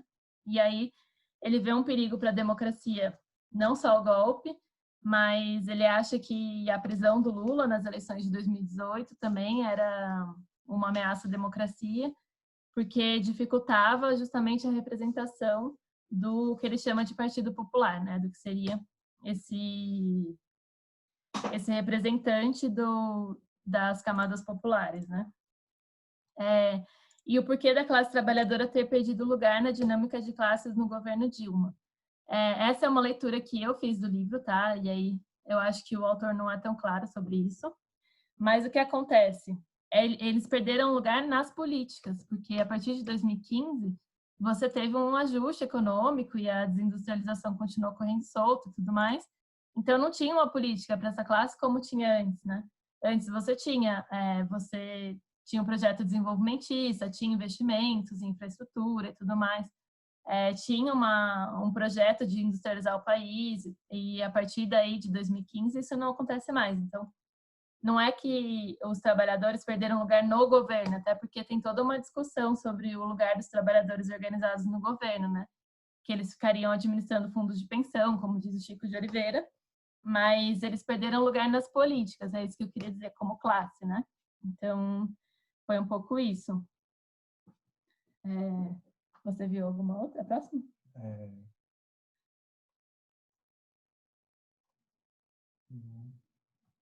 O Álvaro Moura. Isso.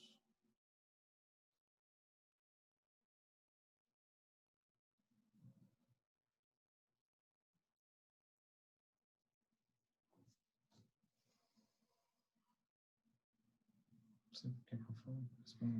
Pode falar.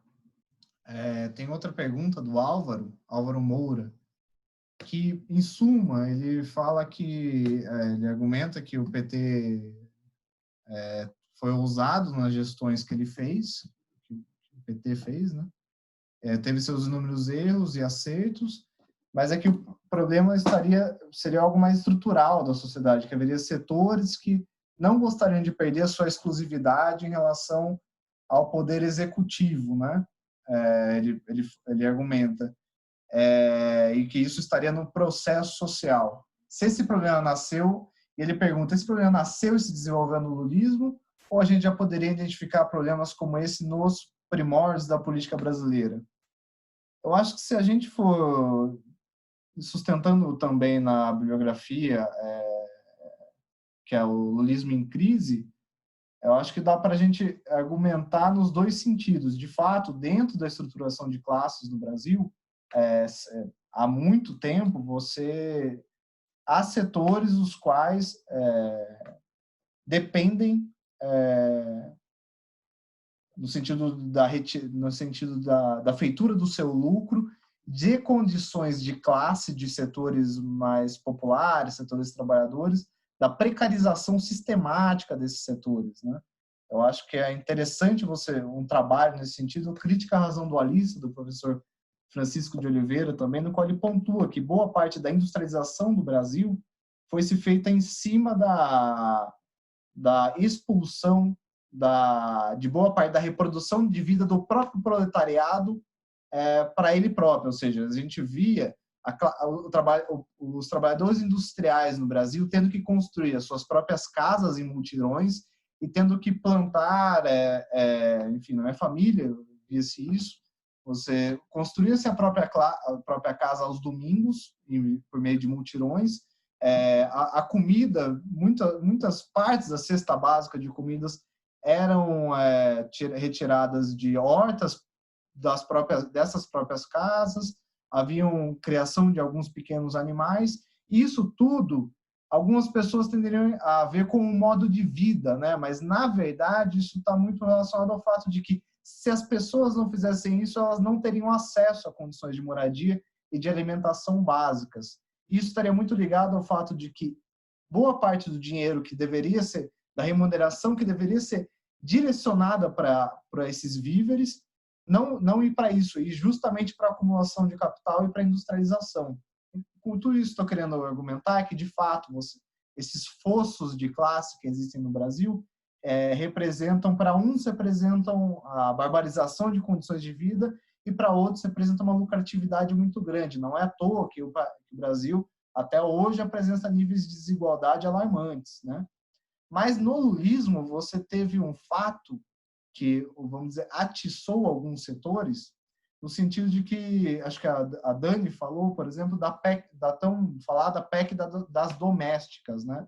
No qual, e o PEC das domésticas é um pouco uma metáfora de algumas outras políticas que foram tomadas, que é de melhoria relativa, né? Melhoria relativa de condições de vida, de assalariamento de determinados setores da classe trabalhadora no sentido ampliado desse precariado, né?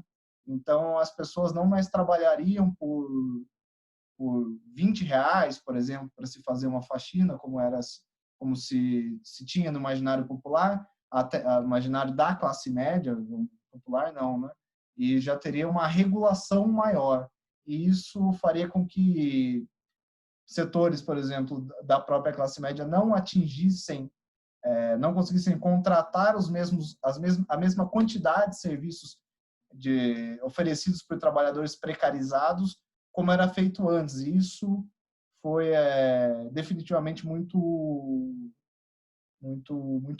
isso foi definitivamente um fator de afastamento também da classe média em relação ao Partido dos Trabalhadores. Em relação aos setores burgueses, empresariais propriamente ditos, com a melhoria do emprego, com o pleno emprego, você assistiu ao aumento de greves, né? A Dani até falou o texto da Paula Marcelino do Boito Júnior. O nível de greves que se atingiu durante o lulismo foi o mesmo que se atingiu pré-ditadura militar. Então é um nível enorme de greves, porque se você tem pleno emprego, né? 5% de desemprego, 4% é pleno emprego. Se você tem essas condições e melhores condições de trabalho, melhores condições de organização, começa a se ter maior número de reivindicações, de greve, e isso efetivamente foi algo que espantou muito o empresariado, né? Então acho que são as duas coisas. Tem algo de estrutural e tem algo de mudanças conjunturais políticas. Mas é interessante, eu queria ler um trecho aqui no final do livro do Singer, que é muito interessante sobre essa questão estrutural do país, né? Ele fala assim, bem no final mesmo, nos últimos parágrafos: o desenvolvimento irregular do capitalismo no Brasil faz com que as camadas modernas procurem perpetuar a exclusão da parte atrasada para que o sistema continue a funcionar como sempre o fez. A especificidade brasileira está em que o setor minoritário da sociedade é amplo o suficiente para, em determinados momentos, impor vetos. Este é o significado objetivo das manifestações antilulistas de massa entre 2015 e 2016. As contradições furaram o sonho ideológico da integração rooseveltiana, que seria a integração de uma sociedade de classe média, né? Sem confronto, né? Pois a reação ao lulismo, a essa política de conciliação, fez questão de radicalizar. Então, o Singer, ele quer apontar que, com esse reformismo fraco que o lulismo promoveu, você já teve uma radicalização contra ele. Então, realmente essa é a carga estrutural da sociedade, né? E o principal, eu acho, da divisão de classes no Brasil, que explica toda a nossa situação, é o Exército Industrial de Reserva, que no Brasil tem que ser muito amplo, sempre foi muito amplo, desde a colonização até hoje, né? Então, acho que seria isso. E o PT promoveu uma pequena mudança nisso, assim. Então, essa pequena mudança já despertou um radicalismo contrário, né? E aí você vê o golpe parlamentar e tudo mais. Então, acho que é um pouco essa leitura estrutural que a gente daria para tirar dessa situação, né? Essa pergunta é do... Acho que agora é do Fernando Rego. Né? Do Fernando Rego. O Fernando pergunta se a burguesia interna para o Boito, o Armando Boito Júnior, seria uma pequena burguesia, seria um pequeno burguês. A Dani pode até falar melhor, mas eu acredito que não. Quando o Boito fala em burguesia interna, eu acho que uma grande distinção entre ele e o Singer é o fato de que eles... acho que na montagem da ideia de coalizão de e de coalizão para o Singer, de bloco de poder para o Boito, eu acho que é o fato de que no Singer você tem uma clivagem muito forte em relação à atividade as frações burguesas envoltas em atividades industriais, por assim dizer, de produção industrial efetiva, e frações da burguesia envoltas em atividades financeiras, rentistas, né? Para ele, essa seria uma clivagem importante para a construção das coalizões para a explicação do lulismo e da crise do lulismo, né? No Boito Júnior, você tem uma montagem que parece, mas tem uma diferença importante, porque essa burguesia interna seriam todos os setores que, grosso modo, no Boito Júnior estariam interessados em um programa relativamente nacional que combatesse o capital estrangeiro no país e que fornecesse um programa relativamente anti-imperialista, no sentido de uma voltado para interesses internos, nacionais, né? E isso seria o fundamental da clivagem dele, até porque dentro desse bloco, dentro dessa burguesia interna, você teria desde setores do agronegócio, você teria industriais desde que produzem ferro aos industriais de maior capacidade tecnológica, até também bancos internos ao Brasil. Por exemplo, ele acha que o Itaú fazia parte desse bloco no poder dessa burguesia interna, né? Então, para o Boito, essa clivagem entre rentismo entre produção e rentismo está abaixo de uma clivagem entre nacional e internacional, né? Então, essa seria a divisão fundamental para o Boito. Nesse bloco no poder interno, essa burguesia interna não estaria o pequeno burguês, na verdade. Se a gente for ver pro Boito, a classe média, que a gente poderia, num exercício aqui de liberdade, identificar com os setores pequeno-burgueses, que é uma disputa, toda uma biografia do marxismo. Tem até o professor Sávio Cavalcante da Unicamp que trabalha um pouco essas diferenças de classe média, pequeno-burguesia. O Boito identificaria com o bloco da burguesia associada, na verdade, né? Compradora. Burguesia compradora, né? Acho que liga com a da Isabela, que a diferença de base teórica entre o Boito e o Singer. Não, pode ir. Eu acho que a base teórica, eu acho que o Singer é interessante ver sucintamente que uma fundamentação teórica, ambos são marxistas, né? Ambos se dizem marxistas, olham inclusive para o mesmo trabalho do Marx, que é o 18 de Brumário, eles têm muita referência nesse trabalho. Só que a forma como olham são distintas, né? Você vê no Singer uma forte presença de teóricos como Francisco Verfort, Francisco de Oliveira, Fernando Henrique Cardoso, Robert Schwarz, Maria Silva de Carvalho Franco e Ottaviani, vamos colocar assim, que participavam de um grupo chamado Grupo Seminário Marx, ou Seminários de Leitura do Capital, que se deu ali na Faculdade de Filosofia, pré-golpe militar, na Faculdade de Filosofia da USP, na antiga saída da Rua Maria Antônia, né? E ali eles leram o Marx com um objetivo distinto do Partido Comunista Brasileiro, do marxismo-leninismo. Ali eles estavam tentando ler o Marx, principalmente tendo em vista o seu método, vamos colocar nesses termos para facilitar, não tanto as teses do Marx e nem as teses do marxismo-leninismo.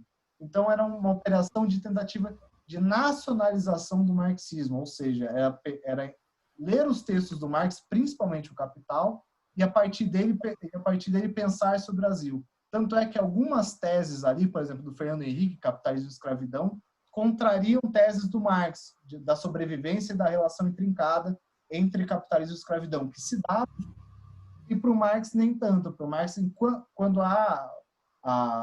porque para o Marx, principalmente nos textos no Capital, é necessário para a construção do capitalismo a mão de obra livre, essa mão de obra até para a organização racional do trabalho. E o Fernando Henrique mostra que não necessariamente, principalmente no processo da escravidão, né? Estou dando só um exemplo, né?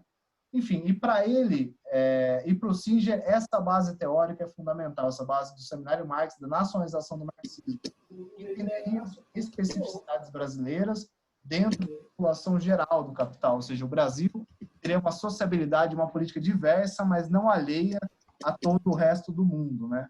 E nisso eu não posso esquecer de falar do Francisco Verfort. ele tem uma referência muito grande nos textos do Francisco Belfort a respeito do populismo brasileiro, né?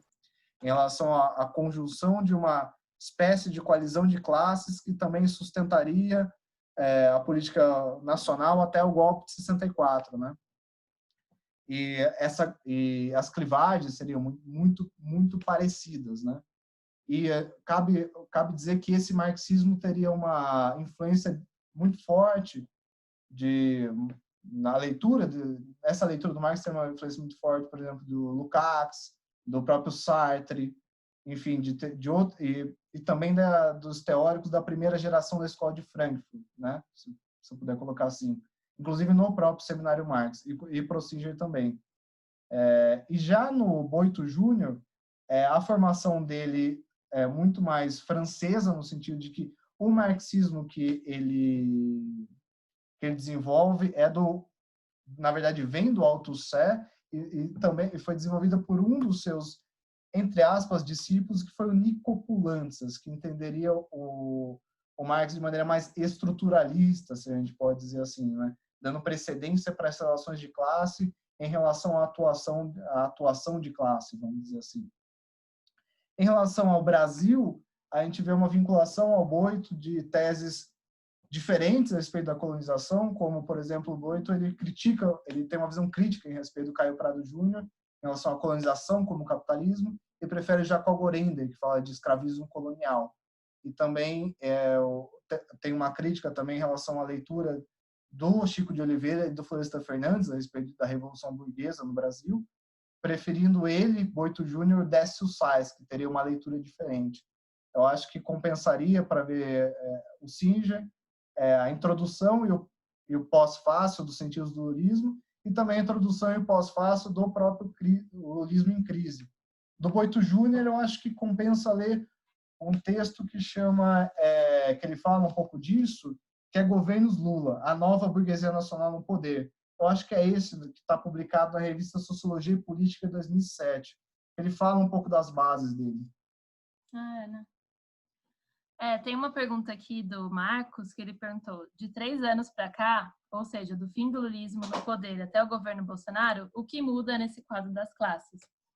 Eu acho que isso está muito em disputa ainda, né, Marcos? Porque eu acho que as classes estão se movendo, principalmente agora, nesse momento. Está muito interessante ver isso.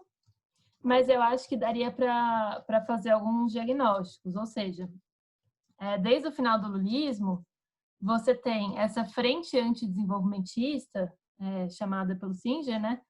Com certeza dominando, assim, puxando ali as políticas do governo, porque desde 2015 o ajuste fiscal e os cortes nos gastos do governo dominou, assim, a agenda. Então, eu acho que isso daria para falar, assim, tranquilamente. Daí o que acontece é que a gente precisa olhar, que eu até tentei olhar um pouco, e aí também é interessante de vocês olharem, os votos, né? Como foram os votos?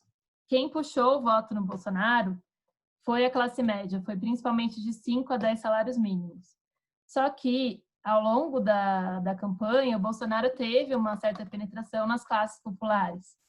O que a gente viu também foi uma divisão regional do voto, né? Então, no Nordeste, o voto ficou muito mais claro no candidato lulista, né? Enquanto o voto no Bolsonaro, no Sul e no Sudeste, é impressionante, assim, né? Então, eu acho que teve isso, só que o que a gente está assistindo agora, desde o final do ano, um apoio maior das classes populares ao Bolsonaro. E agora se reforçando, né?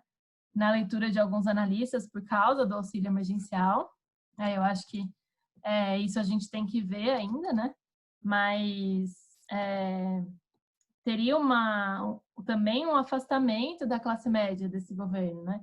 Então, para responder melhor essa pergunta, é muito difícil falar isso agora, porque as coisas estão acontecendo, mas dá para ver alguns movimentos. Por exemplo, a classe média está se afastando cada vez mais do governo, principalmente desde o começo do coronavírus, né? Então, e também é uma aposta que eu faço, essa primeira parte da reforma tributária que o Guedes mandou, ela prejudica a classe média, né? Porque ela prejudica os profissionais liberais e também aqueles que pagam escola particular e coisas, consomem serviços típicos da classe média, né? Então, eu acho que isso é uma coisa importante para ver.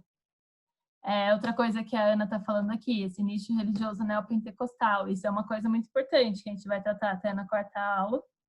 Também é importante de ver, e também pensar um pouco como essas soluções fora do Estado são colocadas, né, tanto pela sociedade quanto pelo próprio Estado. Então, certo apoio à ideia de empreendedorismo, à ideia de que você vai lá e contrata o serviço, seja via voucher, que nem o governo está propondo agora. Mas eu acho que, do ponto de vista das classes dominantes, dá para a gente falar que houve uma união da burguesia, assim, que os dois autores apontam para isso, e isso a gente viu claramente na eleição do Bolsonaro. Então, todo mundo se juntou em prol de uma agenda totalmente liberal, neoliberal, né, representada pelo Guedes. Eu acho que esse é o bloco no poder, assim, acho que o Boito até concordaria de falar nesses termos. Você viu essa questão do Everton? Deixa eu ver. Acho que sim.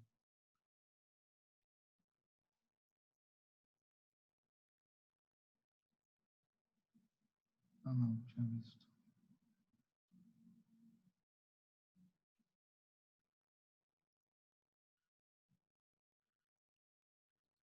Acho que é mais um comentário do Everton, né? Ele fala assim, é interessante notarmos que a exposição feita pela Dani a partir dos autores nos reporta ao pensamento, onde desde a década de 90, onde parecíamos viver um cenário onde a luta direita e esquerda era menos denotada nessa luta de classes vista no lulismo. E já nos anos 2000, com a ascensão do Lula à presidência, bem mostra essa vitória da classe do proletariado ante a classe que até então domina. Esse movimento político e social no governo do PT, derrubado pelo atual MDB, nos leva a uma resposta onde também a ascensão da classe de baixa renda, não só financeiramente falando, mas intelectualmente, onde se passa da informalidade, impossibilidade de estudos e carreira, e se vislumbra um status que no futuro não mais se cabe, no período pós-impeachment até os dias atuais. Eu concordo, Everton, com o seu comentário, principalmente, não sei, essa frustração, né? Muito impressionante, assim, de você ter uma ascensão muito rápida, representando coisas muito estruturais, rompendo com coisas muito estruturais da sociedade, né? Para logo em seguida ter uma decepção enorme, né? Então, eu acho que é essa situação, assim, né? Você quer falar esse do Tato? Agora é uma questão colocada pelo Tato, onde tá? Aqui. Tato Carbonaro, que ele pergunta se existe algum estudo que olha para os movimentos de classe do ponto de vista de pertencimento e identidade, como os laços de pertencimento foram variando dentro dessas mudanças de arranjo de classe, né, abordadas pelo Singer. Tato, eu não sou especialista, mas eu lembrei de alguns trabalhos, né, porque quando você falou principalmente dessa questão de pertencimento e criação de identidade, eu lembrei principalmente de trabalhos muito influenciados pela sociologia marxista do Thompson, que é um marxista inglês, né? E eu acho que, se eu fosse falar para você, tem um trabalho que chama Invenção do Trabalhismo, que é da Ângela de Castro Gomes, que trata do PTB pré-golpe e dessa experiência dessa classe trabalhadora de pertencimento ali. Vou falar de grandes trabalhos, tem monografias mais específicas, né? Outro trabalho que eu acho que pode ser importante, principalmente porque traz uma bibliografia muito extensa sobre esse assunto, e que eu acho que pode te ajudar, é o Política do Precariado, que foi a livre docência do professor Rui Braga, que saiu pela Boitempo também, faz um tempo já, mas saiu, e ali ele tem, nossa, uma bibliografia enorme, enorme, ele fez uma revisão bibliográfica gigantesca sobre essa questão de identificação de classe e de movimentos nesse sentido. Do próprio V4, você tem no período pós-golpe, você tem as greves. Ele tem um trabalho que saiu pela revista Estudos Sebrap, que precede a Novos Estudos, que é sobre as greves de Contagem em Osasco. Eu acho que poderia ser interessante, né? Eu acho que o Rui Braga, nesse trabalho A Política do Precariado, ele faz uma ampla análise da bibliografia de períodos anteriores e vai tratar de um período mais recente. Eu acho que, inclusive, ele vai até os trabalhadores e as trabalhadoras do telemarketing. Eu acho que é bastante interessante. Há também os trabalhos do professor da Unicamp, Ricardo Antunes, que eu acho que também poderiam ser interessantes nesse sentido. E aí também de orientando os próximos desses professores, eu acho que eu poderia te indicar isso. É evidente que tem muitos trabalhos, porque as classes trabalhadoras também têm uma relação com regionalidades também, né? Então, estou falando de muitos trabalhos que pegam Rio, Minas Gerais, São Paulo, um pouco do Sul, e um tanto de alguns estados do Nordeste, né? Mas eu acho que tem trabalhos, monografias bastante específicas que vale a pena dar uma olhada e que eu acho que o próprio Rui traz. A classe média tem o Adalberto Cardoso, né? Tem. Porque ele está falando aqui de todas as classes, né? É verdade. Não só trabalhadoras. Eu acho que seria interessante. Pode... Tem o professor Adalberto Cardoso, né? Que ele é do IESP, eu acho que sim, lá do Rio de Janeiro, que eu acho que pode ser uma boa também. Acho que em relação à burguesia, você tem muitos trabalhos daí, principalmente de extração mais burguesiana, que vão falar da conformação em determinados hábitos de distinção em relação a padrões de vida, enfim, aí você tem uma biografia bastante rica em relação a grupos de capital financeiro e começaria a dar uma olhada nos trabalhos, por exemplo, se for chutada, a professora Ana Paula Rey orientando-os, Ana Paula escreve H-A-Y, se eu não estou enganado, e do Afrânio Coutinho, Afrânio Catani, que trabalham com isso também, mas é de outra extração, já não é mais... tem um pouco, tem uma influência marxista, mas é principalmente da construção de hábitos, né? O Thiago está perguntando se o lulismo antigo é o bolsonarismo atual. Não sei. Boa pergunta, Thiago. É capaz, viu? Brincadeira. Isso, eu não sei, até uma discussão que eu estava tendo hoje com alguns amigos, assim, porque... Claro que a gente sabe que é muito diferente olhando de cima, né? Então, por favor, o Lula não tem nada a ver com o Bolsonaro, são coisas totalmente distintas. Mas o que eles mobilizam das classes mais desfavorecidas, né? Eles mobilizam um pouco. No caso do Lula, ele mobilizou o conservadorismo e também uma possibilidade de melhoria de vida, né? A gente tinha no Bolsonaro só o conservadorismo. Agora, ele promovendo realmente uma política mais radical de renda mínima, né? Com um valor bem mais alto que o Bolsa Família. Será que ele vai tocar nisso, né? Nesse aspecto? Mas aí, eu acho que é importante diferenciar que o PT tinha um projeto de construir uma sociedade de classe média, né?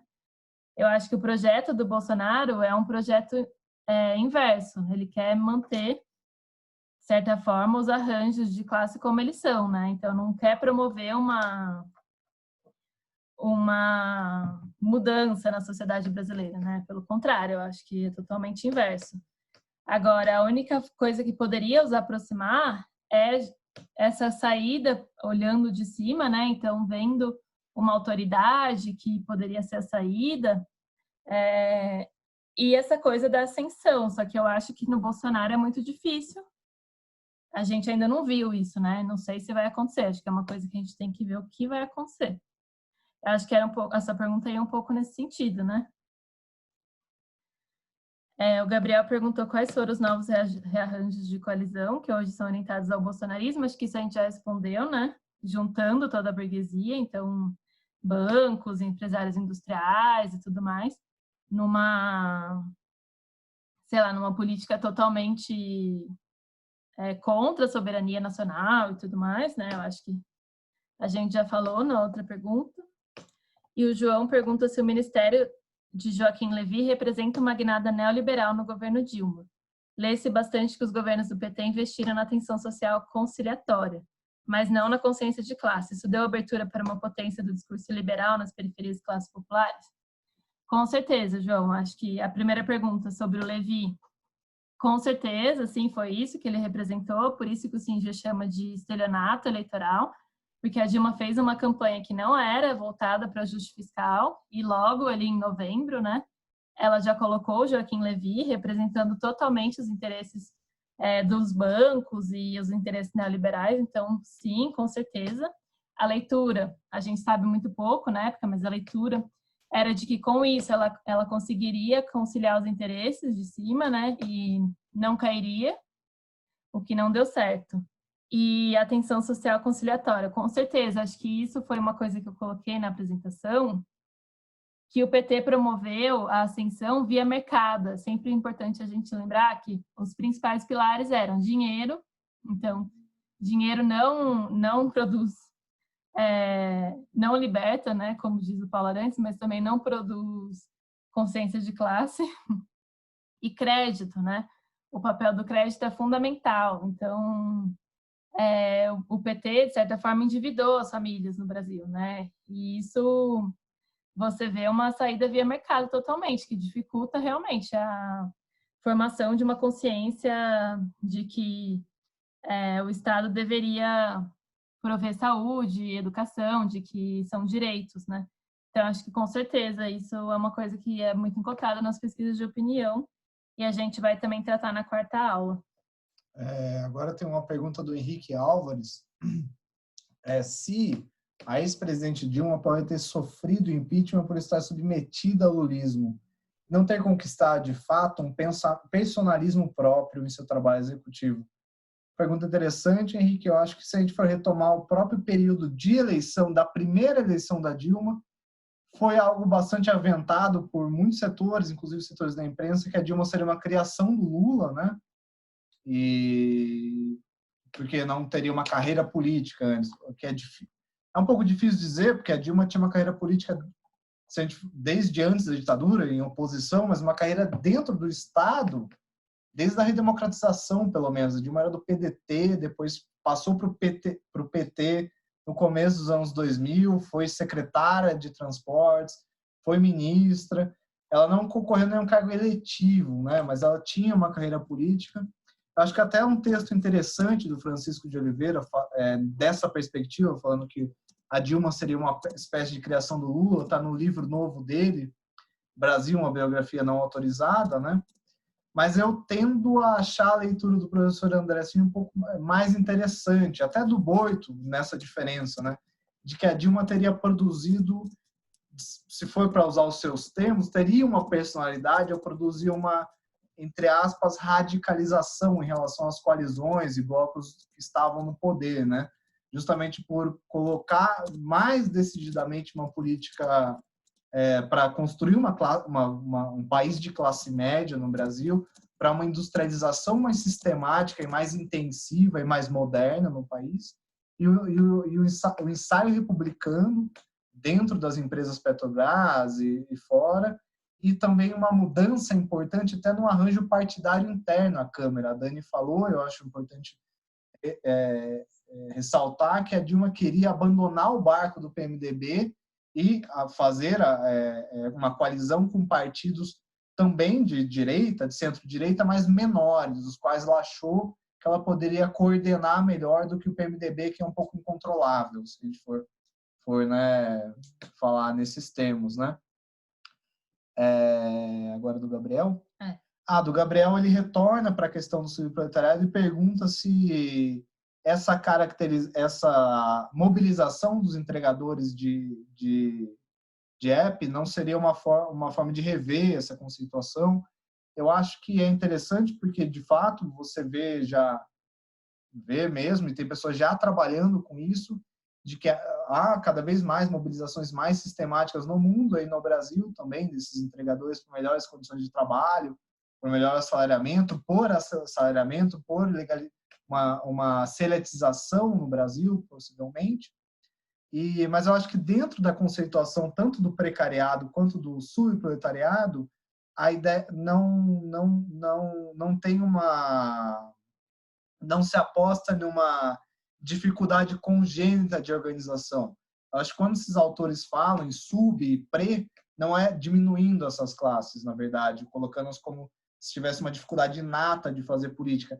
É que realmente os poderes de opressão em relação a elas, político, de trabalho, e inclusive jurídico e carcerário, é muito maior do que em relação a outras classes. Então, é uma dificuldade maior de organização. Mas, de fato, elas sempre se organizaram, né? você tem organizações muito longevas no Brasil de setores subproletários. Há exemplo do que a Dani tem me falado também do MST, que tem essa extração. Mais no campo, mas realmente você está se falando de precariado, subproletariado também se organizando ali, né? O João pergunta a questão da corrupção. Então, é interessante isso mesmo, porque eu acho que é fundamental também para a explicação. Você sabe o título do artigo do Limonge? O Thiago perguntou Dilma. Aqui, chama Impedindo Dilma, mas também está no nosso programa do curso. Porque o Thiago está perguntando também livros para melhor compreender especificamente o impeachment. Do ponto de vista dos parlamentares, esse artigo do Limonge. Do ponto de vista mais estrutural, baseado nisso que eu apresentei na aula de hoje, tem alguns capítulos ainda do livro do Sinja que ele trata disso. Ele fala, inclusive, por que não é crime, né, o que a Dilma fez.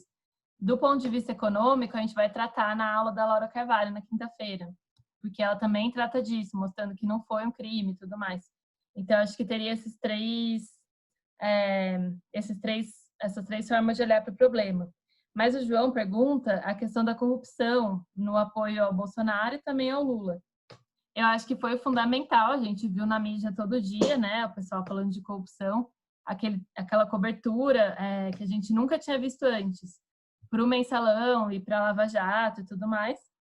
Então, foi muito fundamental para explicar tanto a falta de apoio da classe média, que se afastou do Lula e foi para o Bolsonaro, então realmente teve essa coisa, né, da corrupção como uma forma de mobilização que foi utilizada para a direita, né? Mas realmente, o que você falou aqui, o PT era o partido da ética, então realmente ele era visto como um partido que não podia se vender, não podia ser corrupto, e foi lá e fez isso. Então, eu acho que é fundamental, sim, tanto para explicar a eleição do Bolsonaro, como essa esperança no lulismo, né? Em eleições anteriores também prejudicou uma candidatura do Lula nas últimas eleições. Eu acho que é fundamental o Lula visto como corrupto, né? A gente sabe que a corrupção é uma coisa estrutural, né? E que não foi inventada com o PT, né? Acho que isso a gente parte desse pressuposto, né? Acho que, ainda especificando um pouco o que a Dani disse, eu acho que seria até interessante qualificar essa ideia de combate à corrupção, porque eu acho que para o impeachment e para a eleição do Bolsonaro, você teve uma construção específica dessa coisa, disso que a gente pode chamar muito amplamente de luta contra a corrupção, que é o chamado lavajatismo, né? Que realmente foi muito importante para o impeachment da Dilma Rousseff e para a eleição do Bolsonaro. Eu acho que 2 textos que tratam disso, um que está até no programa do professor Leonardo Avritzer, que inclusive está no Google Docs, se vocês quiserem ler, sobre o papel da Lava Jato nesse processo, principalmente no impeachment da Dilma, né? E se vocês quiserem dar uma olhada no texto do professor Bernardo Recupero, é um texto que ele publicou num blog chamado A Terra Redonda, no qual ele fala, e também eu acho que no Boletim Lua Nova, eu acho que o texto foi publicado nesses 2 lugares, em que ele chama a atenção que para a sustentação do próprio governo Bolsonaro, setores lavajatistas né, pelo menos eram, pré-saída de Sérgio Moro, muito importantes para essa sustentação governamental, segundo eles dizem. O Henrique está perguntando se não seria bom outra divisão que não esquerda e direita hoje em dia. O que você acha? É uma pergunta bastante ampla, essa questão de esquerda e direita. Eu acho que sempre existe o exercício de especificação, né? Porque dentro da direita você tem muitos setores e muitas teses, né, a respeito do que é o Brasil, do que deveria ser o Brasil, de como são as relações sociais. E dentro da esquerda, principalmente, eu acho que a esquerda deixa isso mais claro ainda, que há muitas distinções em tese em relação a socialistas, social-democratas, pessoas de uma terceira via, sociais liberais, para falar em termos muito de macrotermos também, né? Eu acho que ainda serve, mas sempre cabe o exercício de especificação, né? E sempre pensar que a questão de esquerda e direita, apesar de a gente, que nem o Norberto Bobbio fez, de estabelecer alguns padrões que colocariam de maneira mais sistemática um e outro em um campo, é sempre um exercício relacional à construção dessa ideia de esquerda e direita também, né? Também é interessante ver isso. Então, eu acho que serve, mas também falar isso também é pouco. Às vezes você tem que fazer exercício de especificação do que é aquela força política, aquele partido, a sua estruturação, os interesses que representam, ou aquele agrupamento intelectual, quais são os interesses, que grupos estariam ligados, quais serão as teses que defendem, né? Porque até mesmo dentro desses grandes campos chamados direita e esquerda, você teria distinções e disputas muito árduas, né? Então, enquanto você lê a pergunta da Priscila, eu vou responder rapidamente aqui 2 perguntas do chat que eu vi. A Ana está perguntando se, do ponto de vista de gênero no Brasil, temos uma presidenta mulher, teve que peso para o impeachment, né? Eu acho muito interessante essa pergunta, eu quis responder, porque uma vez eu fiz essa pergunta para Flávia Biroli, que é uma cientista política que estuda feminismo, justamente, né? E a resposta que ela deu foi assim: se você falar que o machismo explica o impeachment, eu vou ter que discordar de você. Mas se você falar que o machismo não teve nada a ver com o impeachment, eu também vou ter que discordar de você, porque ele entrou ali nas explicações, né? Com certeza teve o machismo, porque a gente vê muito forte o machismo nas pessoas que falam contra Dilma. Então, ela é sempre vista muito dura, essa mulher teimosa e tudo mais.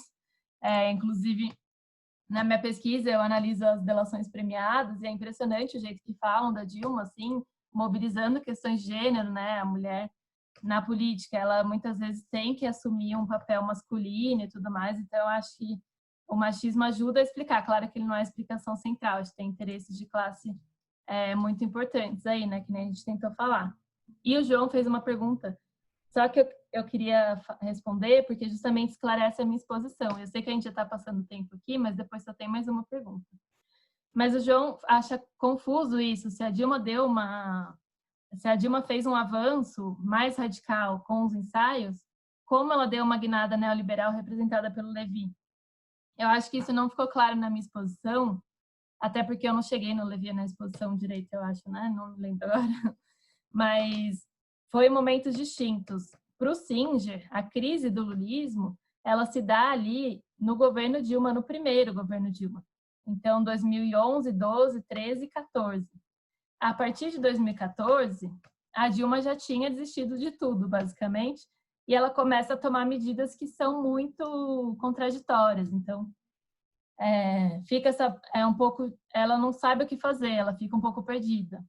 Então, a partir do Levi, o Levi marca essa passagem impregnada neoliberal da Dilma mesmo, porque daí ela vai fazer um ajuste, e aí dá para dizer que o governo não tem mais um projeto, não é mais o governo Dilma, ela tem que ficar lidando com as pautas bombas, que são pautas que os parlamentares colocaram, que gastavam muito dinheiro justamente para enfraquecer o governo e tudo mais. Então, a partir da reeleição da Dilma, ela tem um governo muito perdido, muito, sei lá, sem projeto mesmo.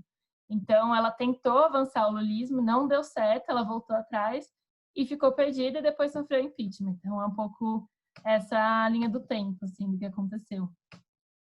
Eu acho que a última pergunta... Antes, é só uma questão rápida que o Tiago colocou. O texto do Limonge chama Impedindo Dilma, do Fernando Limonge, está na revista Novos Estudos, que é do Centro Brasileiro de Análise de Planejamento, é de 2017, está até no nosso programa, é um texto relativamente curto, e a partir dele eu acho que você também pode ver outras referências de organização parlamentar. Tem até um artigo que saiu do professor Glauco Pérez, que também fala de algumas bases parlamentares nesse processo, né? Mas eu não sei falar exatamente o nome, mas se você pudesse guardar esse nome, Glauco Pérez, e ver os artigos dele, eu acho que tem alguma coisa nesse sentido ali também, pelo que eu me lembro. Mas a pergunta da Priscila, a pergunta, hoje, Singer, outro teórico da bibliografia, ainda vê no PT uma possibilidade de mobilização e esperança diante do avanço da direita na política brasileira? É possível algum apontamento nesse sentido? Olha, em relação ao professor André Singer, se a gente for ver até a trajetória intelectual dele, não é muito difícil afirmar que ele não é fã vamos colocar, não é propriamente um adepto dessa alma de ANB, desse segundo PT, por assim dizer, né? Ele preferia, já escreveu sobre que a formulação mais interessante que o Partido dos Trabalhadores já teve é do primeiro Partido dos Trabalhadores, lá da década de 80, né? Basista, democrático, mais radicalizado, e que seria distinto do Partido dos Trabalhadores hoje. Olha, é uma pergunta bastante difícil, porque há disputas muito grandes em relação a isso, tanto de intelectuais quanto de parlamentares, porque você vê tanto disputas entre partidos que estavam mais à direita, estão querendo se colocar mais à esquerda, como PSB, PDT, que estavam mais à centro-esquerda, por assim dizer, e aí hoje estão tentando procurar uma nova identidade, mas fica um pouco difícil. No geral, o que se diz é que o PT é muito difícil sustentar o Partido dos Trabalhadores, ao passo que ele ainda é uma referência partidária estruturante no campo político brasileiro. Se você for ver até qualquer pesquisa de identificação partidária, o Partido dos Trabalhadores ainda parece um partido com uma lealdade partidária dentro da sociedade bastante grande, né? Então, eu não saberia te apontar o que eles dizem, na verdade. Eu poderia dizer que é uma grande disputa envolvendo já uma disputa um pouco mais antiga entre o Partido Socialismo e Liberdade, Partido dos Trabalhadores, no campo da esquerda, mas aí há outros partidos que entraram nessa disputa em relação ao que é uma identidade de esquerda no Brasil, voltaram a disputar isso mais claramente, que é o PDT, que é o PSB, e que é a própria rede também, né? Se a gente for ver de uma maneira mais ampla os debates que estão acontecendo, e o próprio PCdoB também, né? Estou falando principalmente dos partidos que têm representação parlamentar e que têm quadros fazendo essa disputa, né? Mas, por exemplo, a Laura Carvalho, ela fez um programa para o PSOL, né? Então, acho que ela não vê o PT mais como saída. O Singer, ele veria as frentes como mais saída, até onde eu entendo. Sim. Né? Em falas dele e tudo mais, ele defende alguma frente. Hoje a gente estava lendo um texto na revista Rosa, do Tarso Genro também, questionando um pouco. O Boito Júnior, eu acho que ele vê ainda o PT, né? Ele é de uma... Ele tá no PT, né? O professor Boito Júnior, na verdade, até no final do texto, ele escreve sobre isso, ele é de uma organização chamada Consulta Popular, mas eu não sei não sei como está hoje essa organização, qual que é a tese em relação aos partidos no Brasil, eu não saberia te dizer efetivamente. Mas todos eles, o que é muito seguro dizer é que todos eles criticaram de alguma forma o Partido dos Trabalhadores, né? Se ainda houve uma hipótese como uma saída, ou vem com muitas críticas, né, com muitas ressalvas. A gente pode dizer que é mais consensual de ser dito. Bom, acho que é isso então. A gente agradece muito a paciência de vocês também, que a gente passou do horário e o interesse. E as ótimas perguntas, acho que foi muito bom para a gente pensar, né? Espero que vocês tenham aproveitado também. E, bom, a gente fica disponível nos e-mails, tá bom? E valeu, pessoal. Muito obrigada. Para quem perguntou, a gente vai salvando as gravações e no final a gente vai passar um formulário para vocês para saber o que vocês acham, se divulgamos ou não. Então fica aí a questão até o final. O que é bem para a gente ser debatido, justamente para ninguém possivelmente se falar, eu não gostaria porque eu me sinto mais à vontade de conseguir conversar sem a possibilidade de gravação, a gente respeita e acharia bastante tranquilo também, gente. Eu acho que é um debate que a gente pode fazer posteriormente, mas tudo está sendo gravado. É isso. Valeu, pessoal, e até quinta. E é isso, né? Até quinta-feira, gente. Bom descanso, boa semana e se cuidem. Tchau, boa noite. Tchau, tchau. Boa noite a todos. Boa noite, Marcos. Boa noite, tchau, tchau. Boa noite, tchau, tchau.